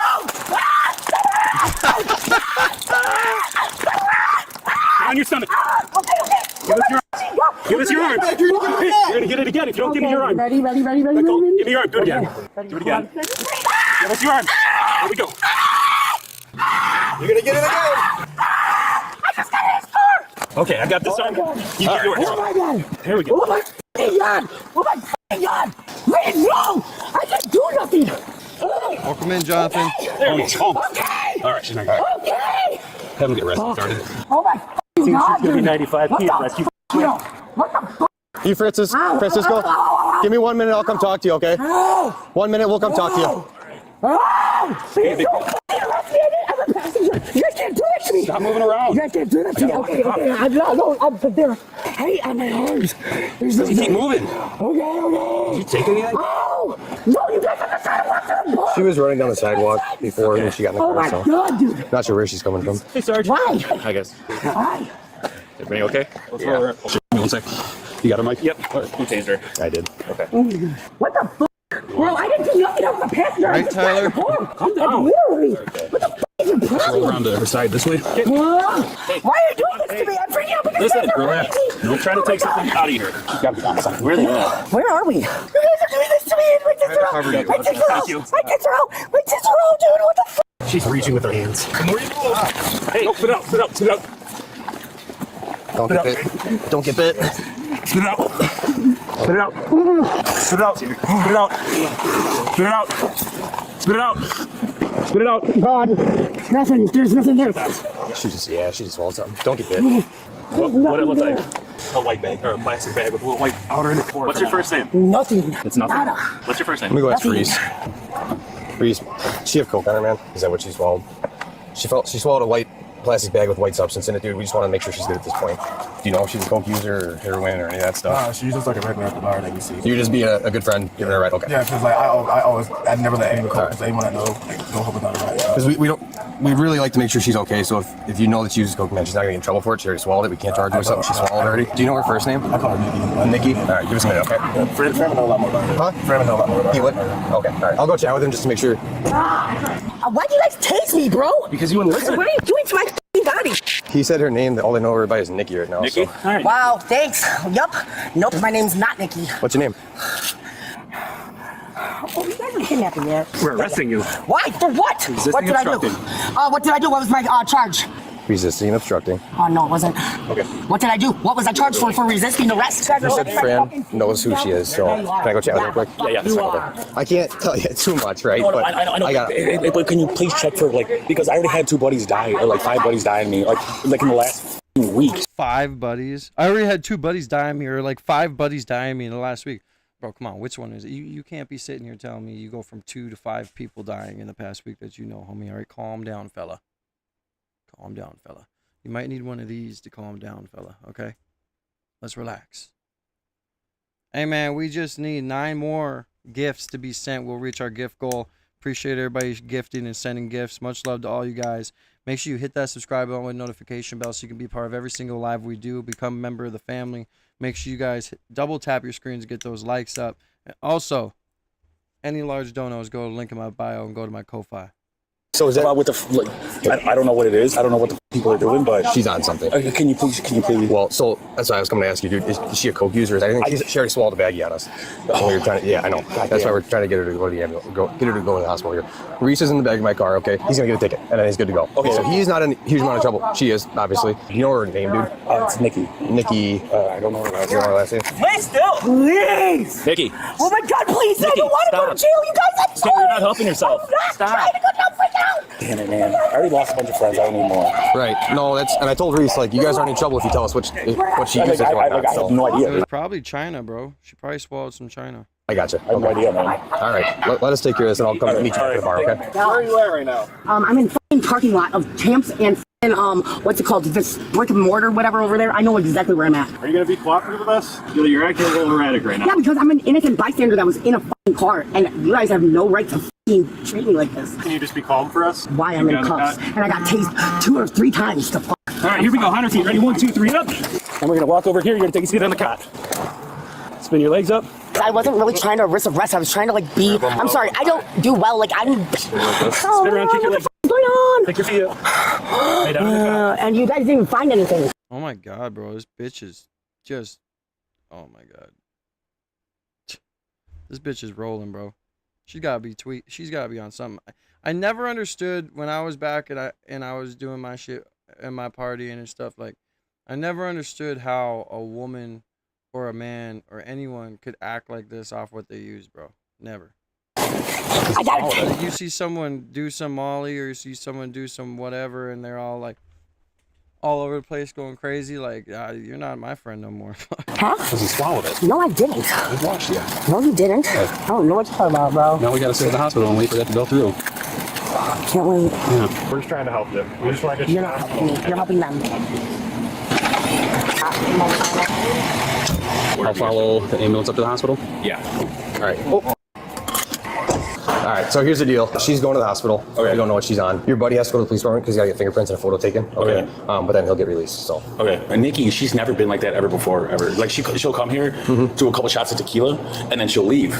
Yeah. And then, because she works like third shift or whatever, she works like in a bottle factory in Darien or whatever. Okay. But she's never ever been like that, like I've seen her outside. Yeah, no, that was definitely not normal. Yeah, dude, I've never seen her. Like, we've never seen her like that. Like, yeah, no. Like, ever. And you said she swallowed a bag. She swallowed the bag, it is, so. Just keep us posted because Why do I feel like these two bartenders are like so worried on what she's on and how her status is because they're selling, allegedly?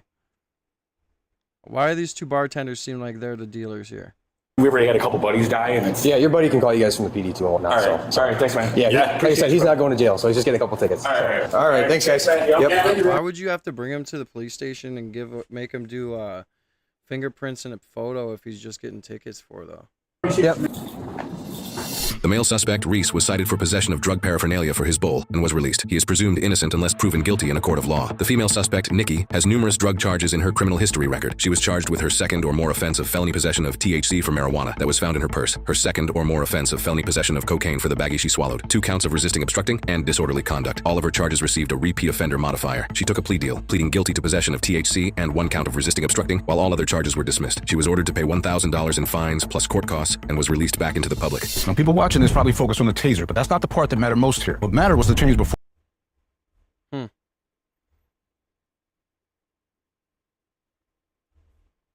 See if we can find a banger, bro. I want to find a crazy banger one. I want to find a craziest road rage duo threaten police, get instant karma. All right, let's go. After 2 suspects brake check a car and cause a crash, they now focus their rage on the officer. All right, hold up, bro. We're going to get a video in real quick.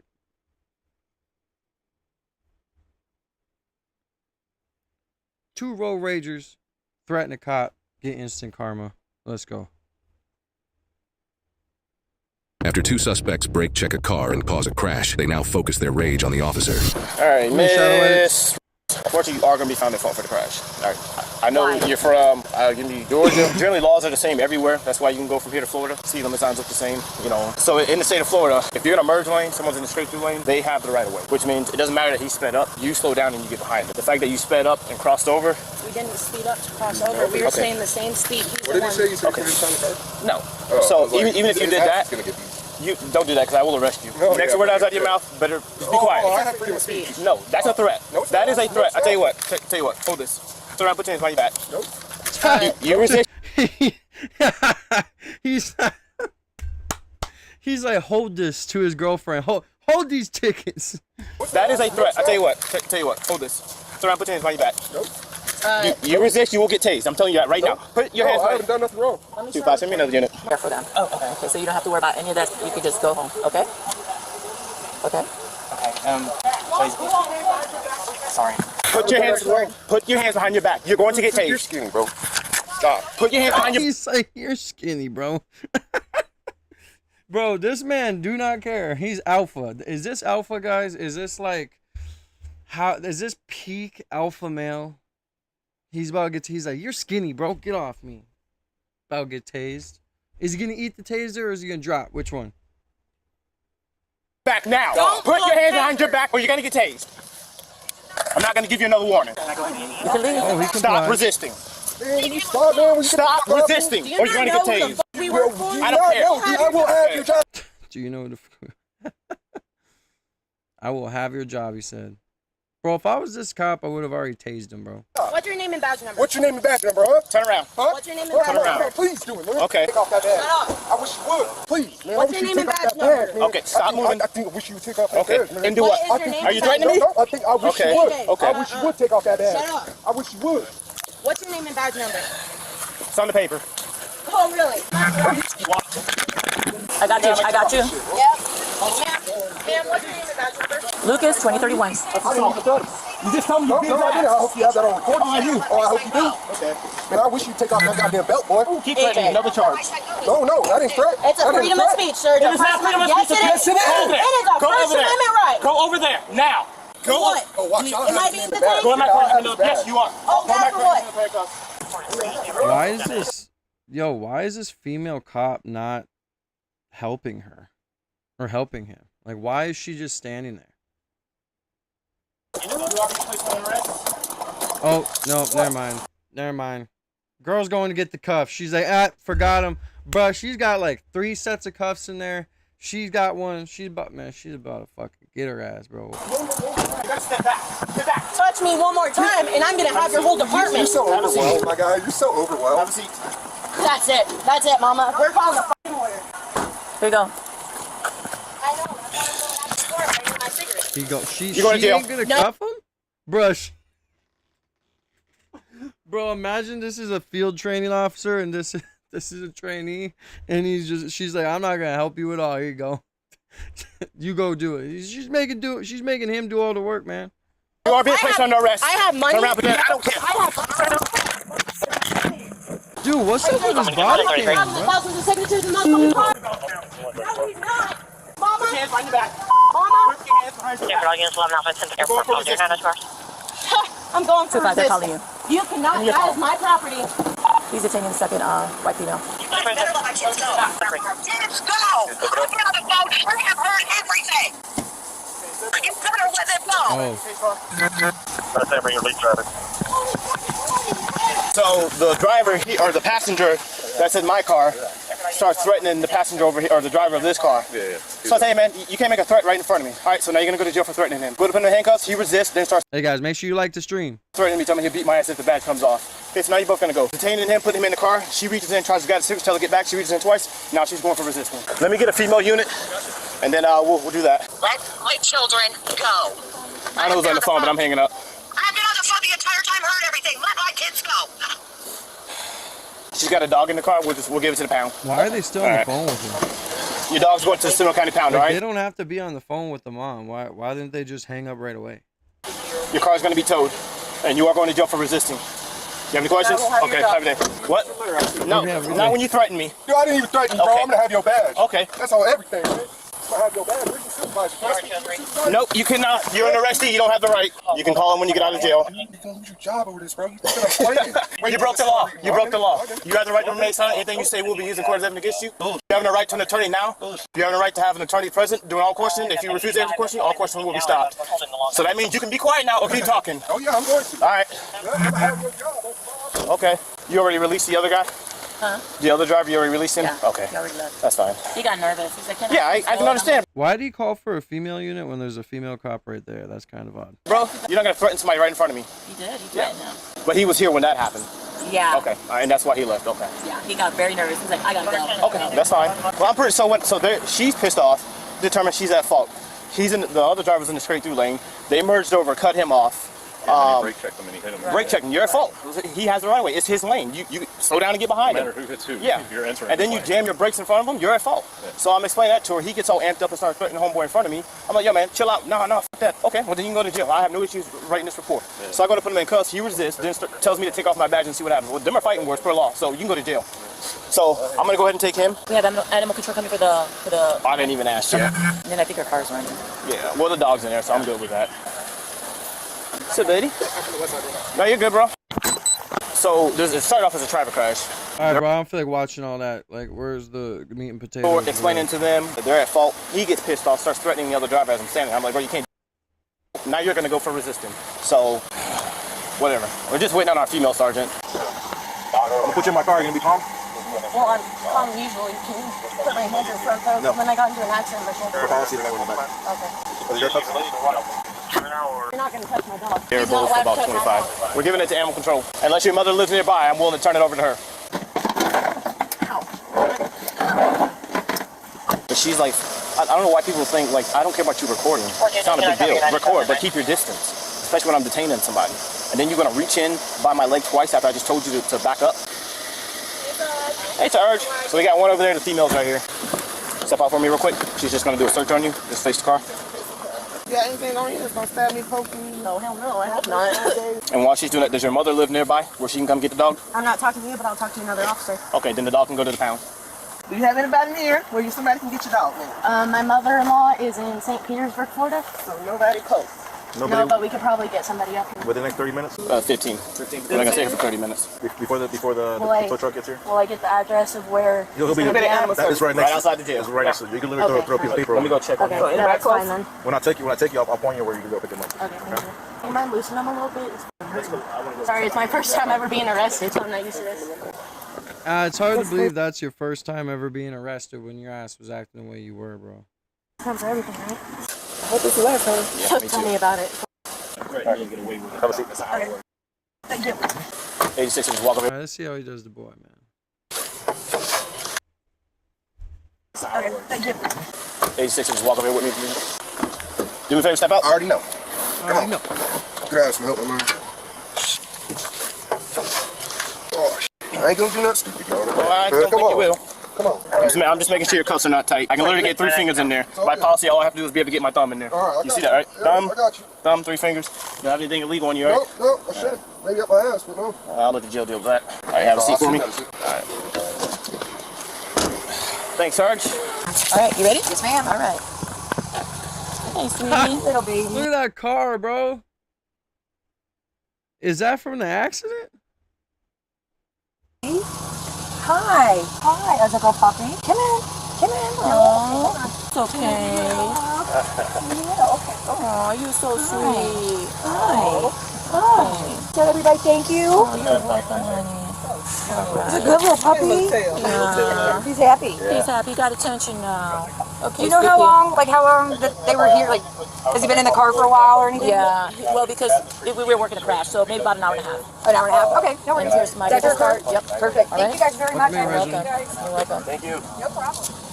The male was charged with simple assault, intentional threat of violence, and simple assault on a peace officer. The female was charged with resisting. They are innocent unless proven guilty in a court of law. Hey, man. All I gotta say is that I don't believe that was the first time that woman went to jail. Don't believe it. Show me your history. That guy, he did all that pump faking for nothing. He's got a charge on his record for nothing. I mean, at least you should have at least hit the cop then. Pow! He just kept saying, I wish you would. I wish you would take that badge off. I wish you would take that belt off for he didn't do nothing. I think that's got to be one of the most dumbest criminals, or I don't even know what to call him, I've ever seen. Like, get arrested. Like, talk about getting arrested for nothing, bro. Jesus.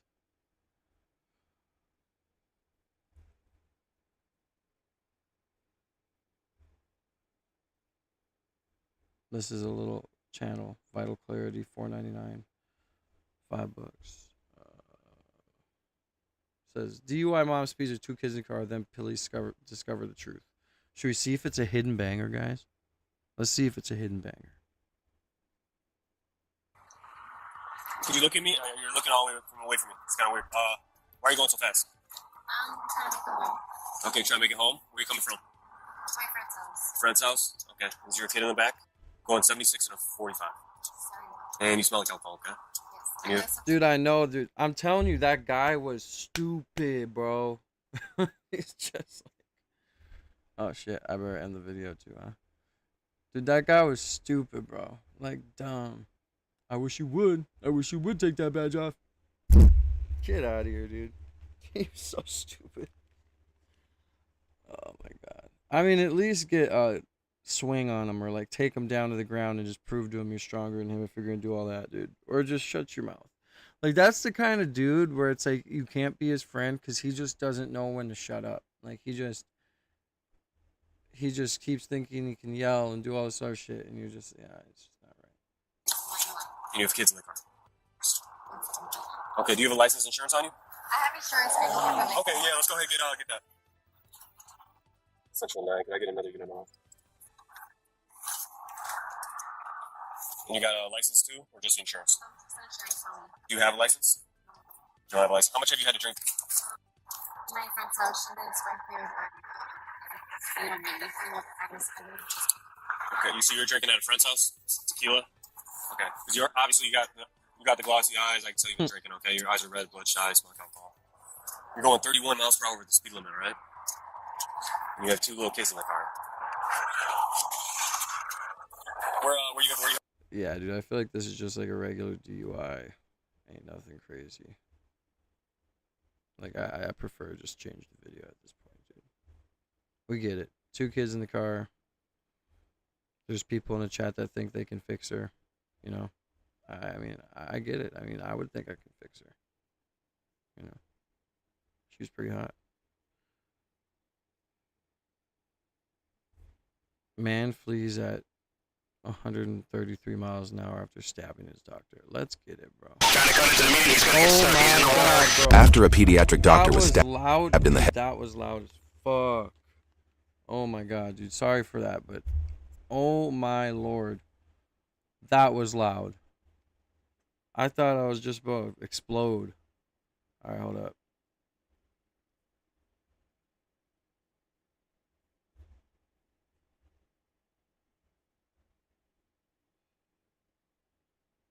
All right, man flees at 133 miles an hour after stabbing his doctor, bro. This is going to be a banger. Let's go.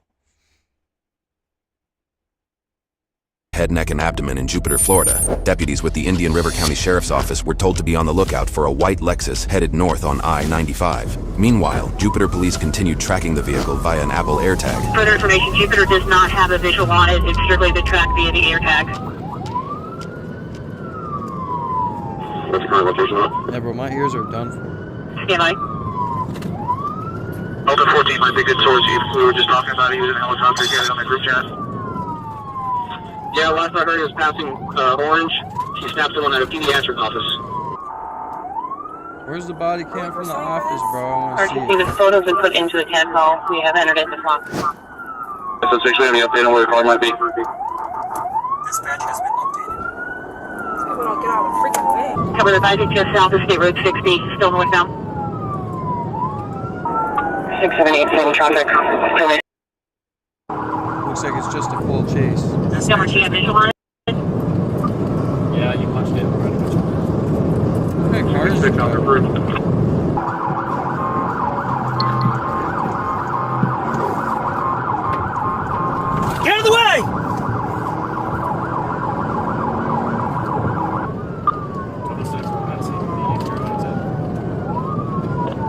Copy, I'm just going to let you know.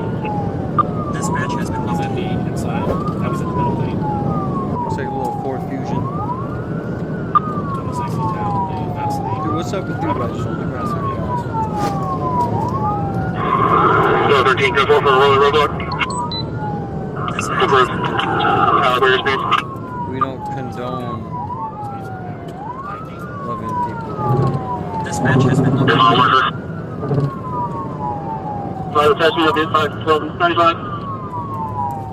Dispatch has been updated. Ah, bro, dude, that it's a Camry. That guy's driving nuts, dude. Vehicle, stop my vehicle. Some people just have the biggest set of cojones on. It's your mile marker. Low 6, I have the radio. We're passing mile marker 149 northbound. Dispatch has been updated. Monitor speed.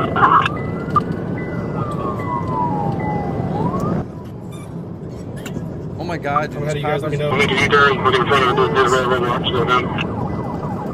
We're gonna need sticks probably on the vehicle. He's not gonna stop. He's in the left lane, over 120 miles an hour. Those are 129. I have sticks at the 153. Middle lane, passing cars. Back into the left lane. Alright guys, my radio now, I have eyes, outside lane, passing the 151, he's in the outside lane, 151. No stop sign. Still in the middle lane now, he's in the inside lane, still northbound.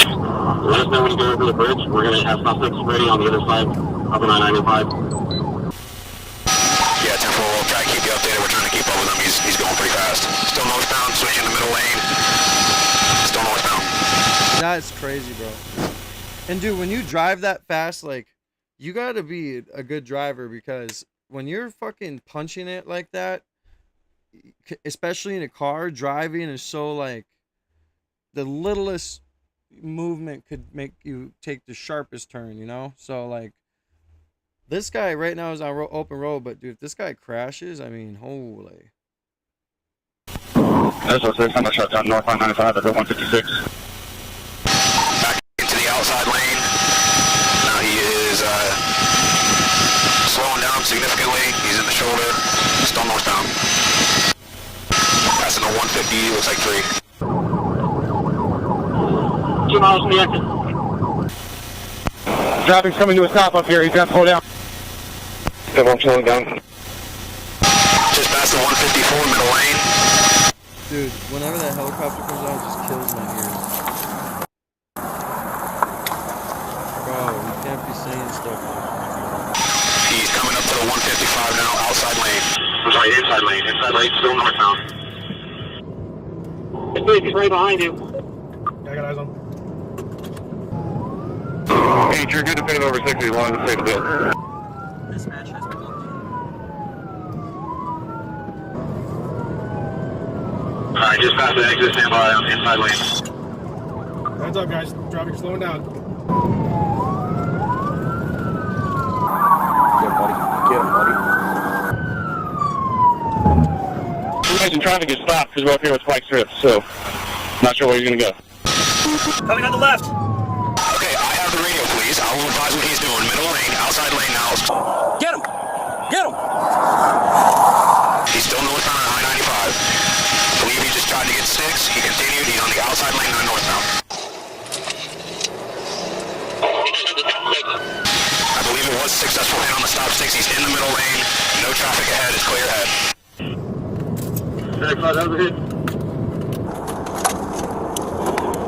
790, we clear to go into Brevard.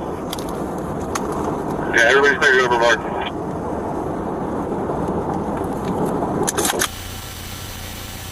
Back left tires out, it's on. Okay. Once again, middle lane, left tire's out. He's slowing down. Coming up to the bend on I-95. Next over the shutdown. Northbound 95. Okay, coming up, he is slowing down significantly. 158, left lane. Slowing down significantly. 158, north on I-95. I'm getting ahead, I'm getting ahead. Trying to cut into the median, he's gonna get stuck. He's in the water. Alright, he's might make it through, guys. He can cut across. Southbound.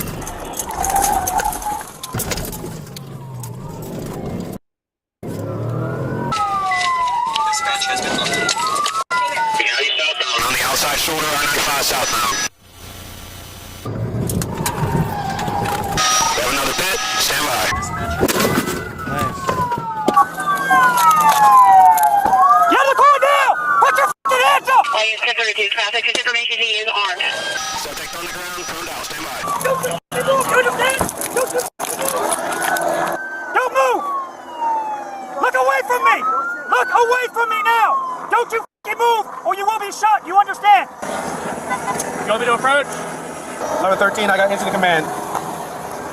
Let me get a unit on Peach's passenger side with a long rifle. Cross, behind cover, behind cover.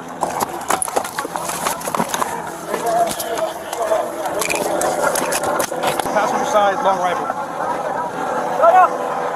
Where's he at? Well, we're only halfway through the video. I mean, holy shit, he's already caught. Just for my guys, while we're waiting, it doesn't appear that anybody else is in the vehicle. I can't confirm. I do have eyes on the driver, nobody else. Hey, move up.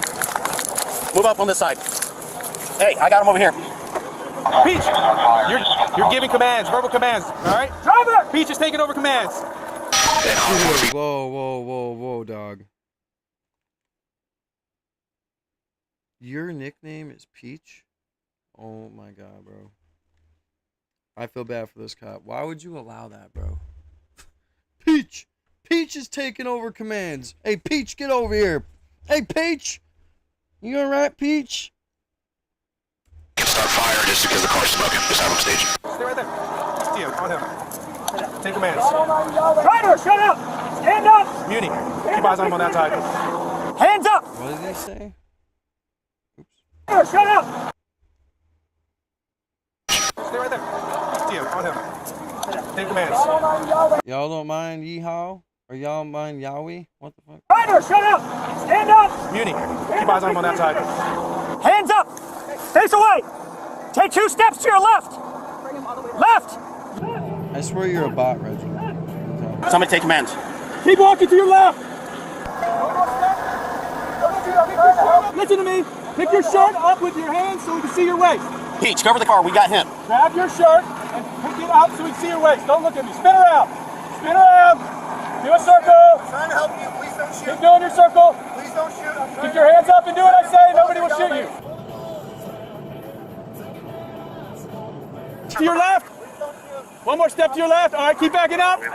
Keep backing up, just like you're doing. All right. 1113, do anything from the board? Hey, LT, they're in the middle of getting him into custody now. We're still in the county. I believe we got plenty of units on scene. They're going hands-on now with them.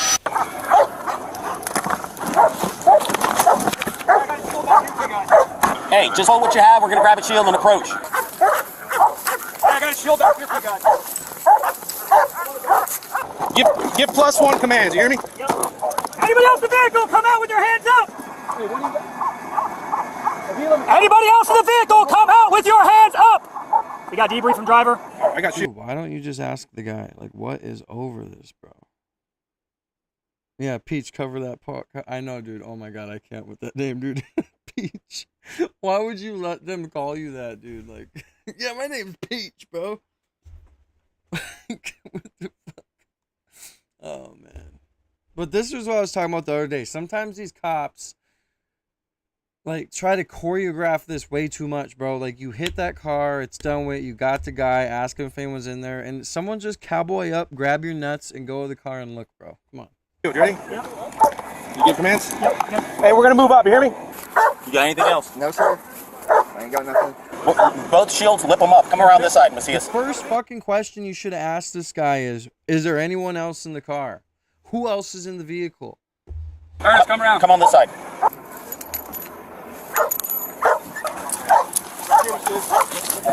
I got your gun. Hey, hold this for a second. You don't need to. Ready? You guys lip them so they stay together. Dude, I didn't believe that first when he said Peach. I was Thank like, you oh for my not God, shooting this me. guy's name's Peach. Ready? Move up. So you guys got it. I had to stop. I mean, I had to cover that back register window. for a second. Like, they said, Peach, you're taking command. Don't trip on these guards. Move up on this back door. Move up. Move up. Keep moving. Nice sound. Yep. It's all clear. Let me pop the trunk. Check the trunk. Newports, okay. Let's examine this vehicle a little bit, okay? There's some Newports. Looks like he's got, you know, I don't know. I mean, the man might have just been, you know, taking a couple shots and smoking a Newport, stabbed his doctor and ran, man. Peach got him, though. Where's the button? Just do his left one, so you keep this one up here until Heavenly you have Father control of Yahweh it. is on your side. You did a good bro. job, I don't know. This isn't just. You think what you guys did to me in my life is justice? Can you stop? Yes, sir. It's pretty jammed up. We're probably going to have to pull it up. Hey, I'm going to swing across, yeah? Hot the button? Come on this side then.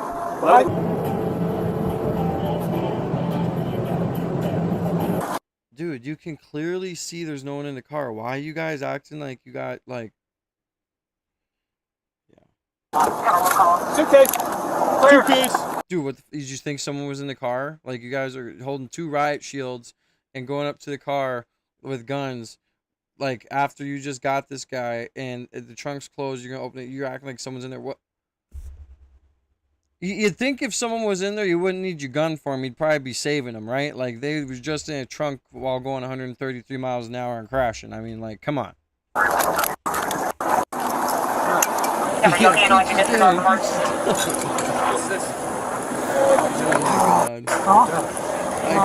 The water, I had no brakes.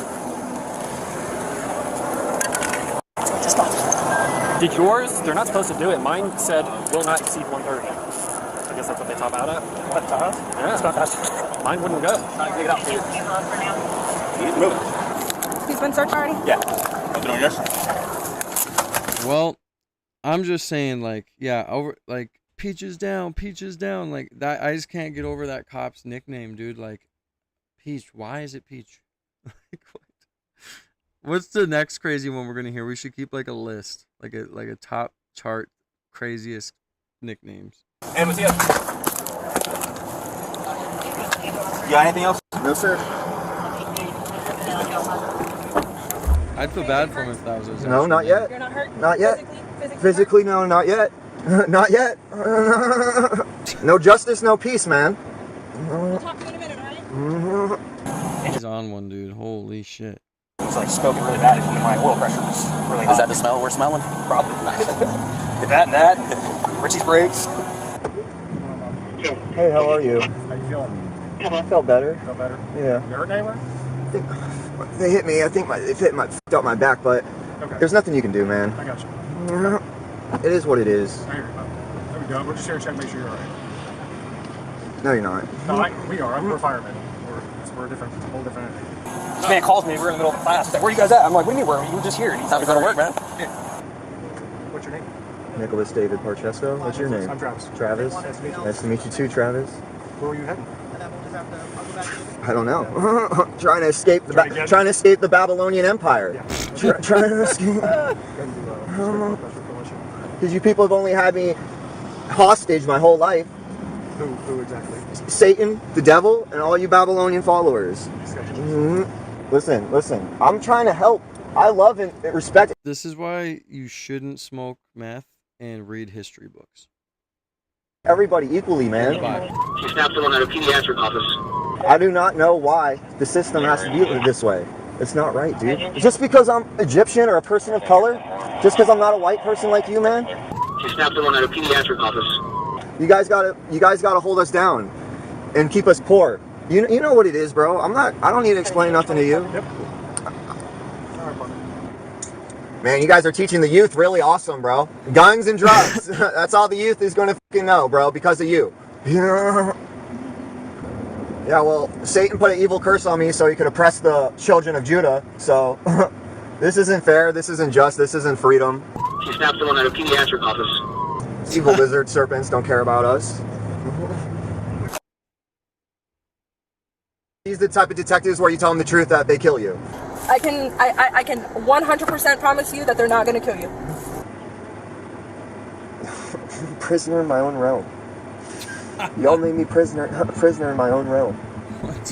According to court documents, Nicholas Parchesco was booked at the Indian River Sheriff's Office on one charge of high-speed fleeing. Later, while in custody, Nicholas was charged with making a written threat to kill in reference to an email he sent while incarcerated, where he threatened to kill a nurse if she didn't give him Tylenol. Both of these cases remain open, but were put on hold after he was transferred to Palm Beach County, where he was charged with attempted first-degree murder with a deadly weapon and held without bond. Additionally, the town of Jupiter filed a petition with the court for a risk protection order, wherein Nicholas was prohibited from owning any firearms or ammunition. conviction. Nicholas pled not guilty and underwent a mental health evaluation by a hospital doctor who found him competent to stand trial. However, 4 months later, a second doctor found him incompetent to stand trial, and he was committed to the Department of Children and Families and placed in a mental health treatment facility. 6 months later, his continued involuntary commitment was extended, and a status hearing was set for September 24, 2025. According to court documents, the doctor who Nicholas attacked was hospitalized with multiple stab wounds to his head, neck, and abdomen.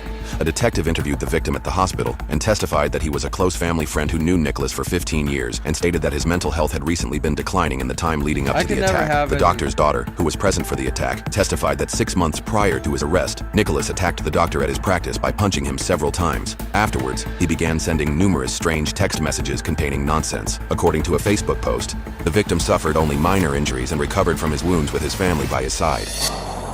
Stopping bad guys? Stopping bad guys? That's sad, man. That's crazy. That's what real mental. That's why we need to open up mental hospitals, man. This guy, I mean, stabbing a doctor's diabolical, bro. I mean, we can't be doing that. But Peaches got his ass.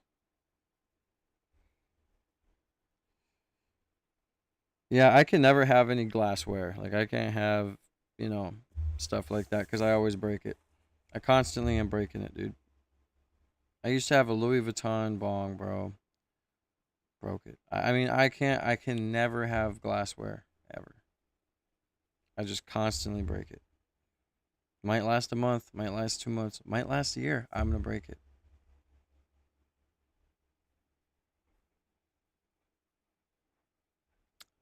Oh my God. 113-mile-an-hour truck pursuit ends in total disaster. Early in the morning on the southern edge of Marion County, in the heart of Florida, a sharp-eyed sheriff's deputy spotted a parked blue Toyota Tundra reported stolen by Gainesville Police Department. As the deputy pulled into the parking lot of the Circle K, the vehicle sped off. The deputy confirmed that the Toyota was stolen, but she had no idea there was a hostage in the passenger seat. We're passing Circle K eastbound on 42. 6542, northbound on 441, round Sunset Harbor, set up there. I can do that. Yeah, if he's just driving normal. Wait till we get there, you're up before we light it up. We're still eastbound, coming up on 92nd Terrace, speeds are 40. Set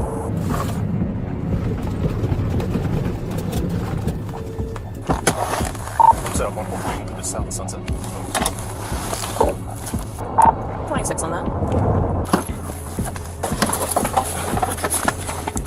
Coming up on 42 now, Marion.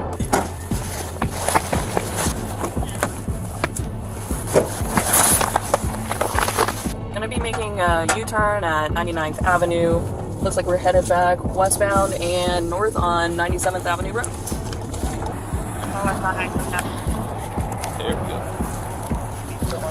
Still gonna be northbound on 97th Avenue.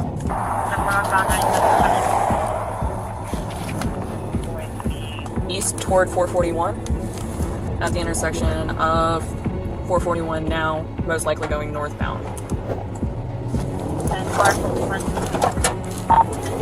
Northbound 441. Marion, he's taking off on me. I'm gonna have to light it up. 870 northbound 441. 10-4 speed 70 coming up Sunset Harbor. If there's a unit still near Sunset, he's going to be northbound in the outside lanes. Right now his speeds are about 104. There's very light vehicle traffic. Air 1 Marion, we're 10-861.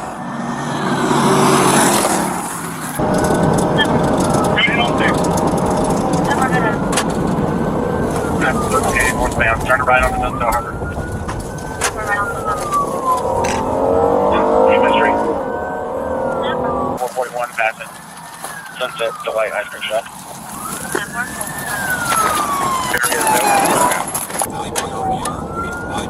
He's slowing down, maybe come to a stop.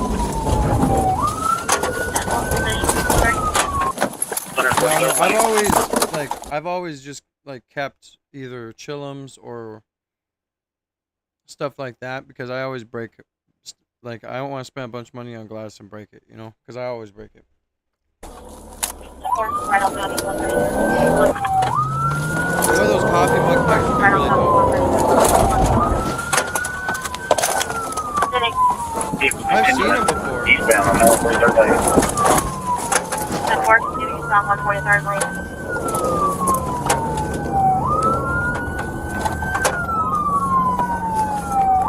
He's He's on rims on the front. What an idiot, bro. We're going 19 miles an hour, going eastbound too. At the 9,000 block, southeast 143rd lane. Trust your guys. Trust your guys. Pay attention to this gentleman here. So far, no pedestrians. Focus on him. Okay, southeast 94th. You're right on southeast 94th. We're right on southeast 90. He's losing the driver tire.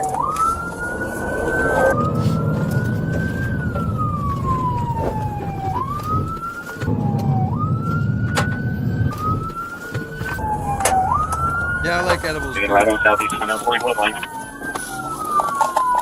We're right on southeast 144th. I have a tincture that's like really strong. Making a left on the southeast 90th Avenue. That's on 90th Avenue. Maybe can I go stop again? 10-4.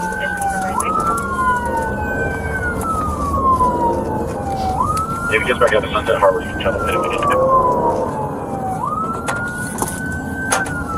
26 on that. Focus and breathe.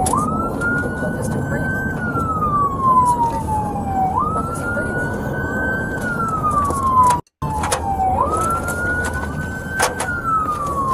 Taking a left on eastbound on southeast Sunset Harbor. Clear this intersection here. That's for left on southeast Sunset Eastbound. Hit.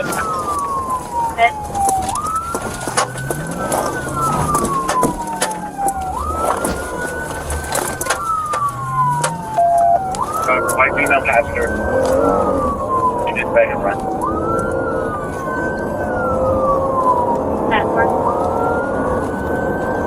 Now I have a white baseball cap, orange t-shirt. Going eastbound on Sunset Harbor again, passing southeast 93rd Avenue. Units, we do have one vehicle coming toward us. Keep an eye on that.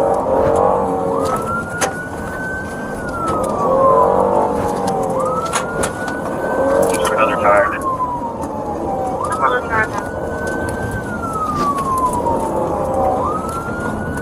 Good job. Breathe. You're hitting 0.56. 10-4, I don't want to pin him on this curve.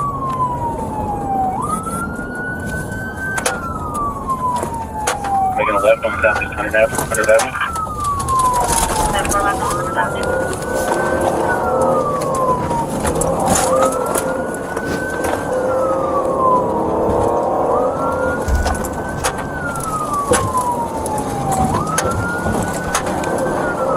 God, Zeus always has to lay like right by my. Excuse me. Sorry. I woke up last night at 12 o'clock in the morning, or 12 at night, because we went to bed earlier, and I made a steak, and I just ate the leftovers because it was so good. No, but Zeus always has to lay like right by my wheels, like right by him. Like he'll lay down and have his freaking legs under my chair. So if I move even in the slightest bit, it might hurt him. I feel terrible.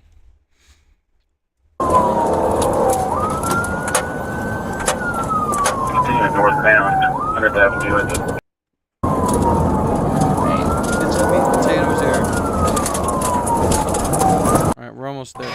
Northbound American from C25. Alright, this will be our last chance. Yeah, bro, sometimes you just gotta... Dude, oh my god. What? Dude. Okay, first of all, I gotta say this. Why is this guy just sitting there with his arm out the window like he's just vibing? I mean, he's just chilling. He's like, oh yeah, bro, another day on the road, bud, with a couple Miller Lights, Bud Light, and a little bit of the Red Stag, man. We out here riding around. Oh, police behind us. Mind you, they're riding on rims in the front. Oh my god, dude, this is wild. But yeah, anyway, sometimes you just got... It's so awesome to just get really stoned, bro, you know? That's what that tincture does, bro, dude. That I have this big bottle, like it's like this big, this round, and it was full. It's like got a lot left, and it's I don't know how much percentage. It's really high though, like really, really high. Like that, they keep it back in the safe. They don't even sell it unless you ask for it. And yeah, I mean, holy shit, it just puts you right on your ass, bro.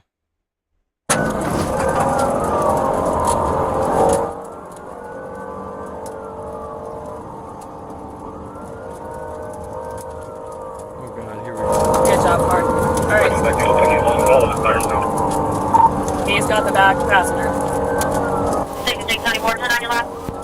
What's the speed?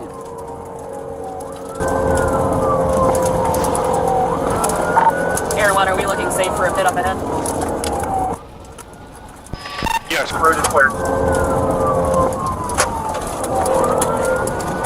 He's hit deer. Is it a deer? They're passing 114th Street Road. We're passing 114th Street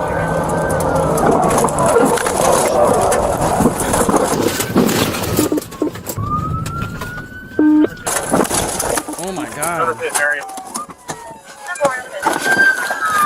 stop! Stop!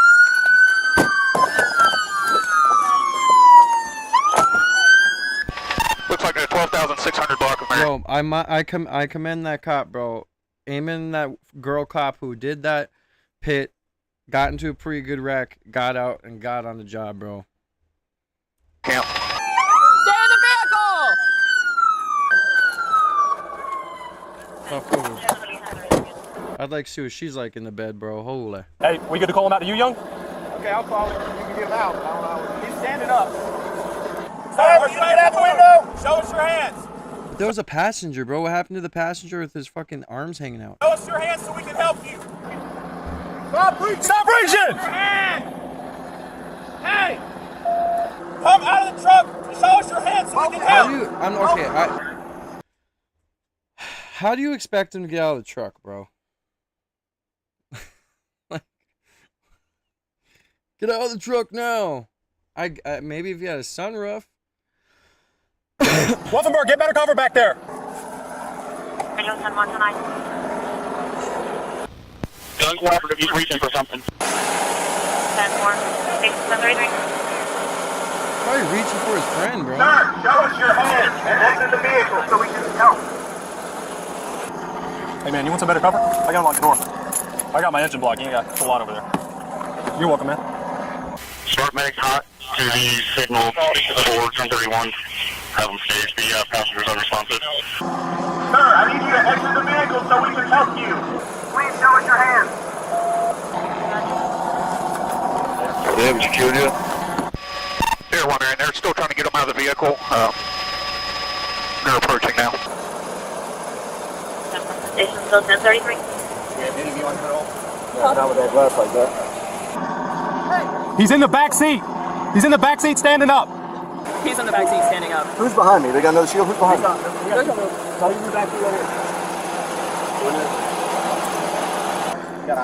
I could see him moving back there. He was standing up though, because I could see him by the driver's seat. He was standing up. He was standing by the driver's seat.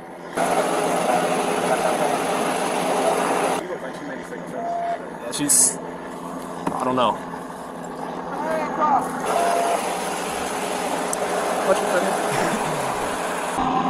Yeah, he's still moving back there. You can see him.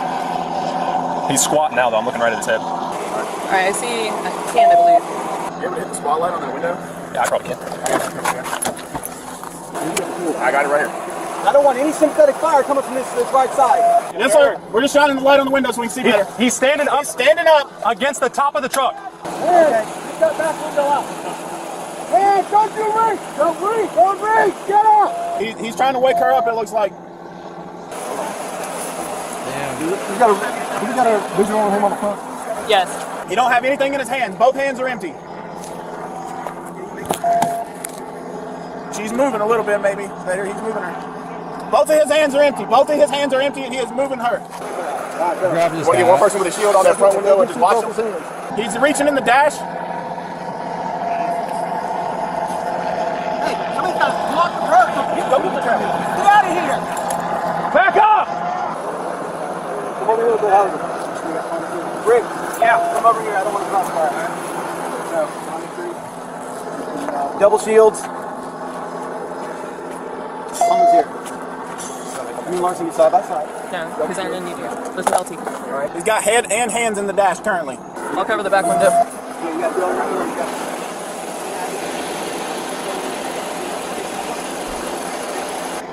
close to your gun, just so if something happens, you don't fire. They got enough fire right there.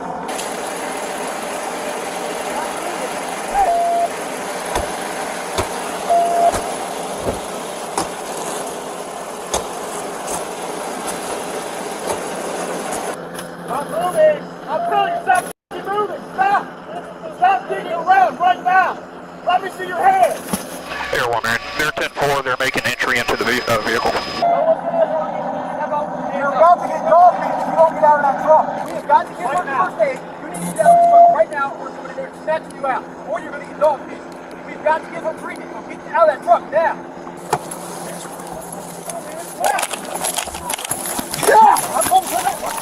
Get out of your car! Sarge, Sorry. watch the glass, Jared. I'm going to come out. Hold on. Let's not get too many people in there. Then come out! I will for this glass right there. Get out. What it takes. Come out right now. Come out. Come out right now. Come out right now. Come out right now. I'll come with you. Come out. Get out. I'll come Come with you. out. Let me go. Here. Put your hands on your back. I get behind my back. Stay behind my back. Stay behind my back. Damn. Are you pinned somewhere? Cut out, man. Real simple. Stand up. Her neck is hurt. I do care. It's pinned right here. Anything in your pockets? Hey, you got gloves? No. Medics come over. Yeah, let the medics work on getting her out of this vehicle. Stop reaching. Stop. Stop. She's conscious and breathing. As long as you don't see anything life-threatening, she's got to be right now. We'll let the medics get her out. The firemen. Hey, grab that. You're gonna be okay. What's your name? Kim?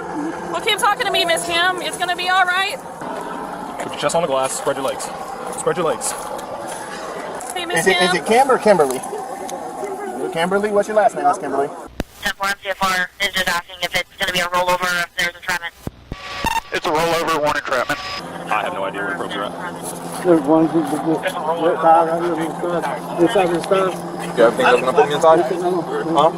You said you had a pocket set. Can you tell if your legs are trapped at all? I can see your right leg. Are you able to move your left leg at all? Female's strapped. All right. We have medics going to come get you out, okay? Stop. He's pulling me. Stop. He's going to pull the probes out. Mirandize them to your question. You're not transporting them now. Russell, listen to me, man. Can you hear me? Give me a good nod. Come on now. Yeah, stop 6-2. All right. So you have the right to remain silent. Anything you say can will be used against you in court of law. Do you understand each of these rights as I've explained them to you? Give me a good head nod. Yay, nay. Kyle Stringer's called. He hit stop sticks. So he's going to flat time. All right, we'll try again. Yeah, that's all. Everyone, I think we're good right now. You can clear. Appreciate it. Everyone, 1026. That's a wrap on that. That's a full insurance loss. Oh, yeah. What's that here in case? I'm going to go ahead and get this over with. That way we can focus on recovering, okay, Miss Kimberly? Yeah. All right.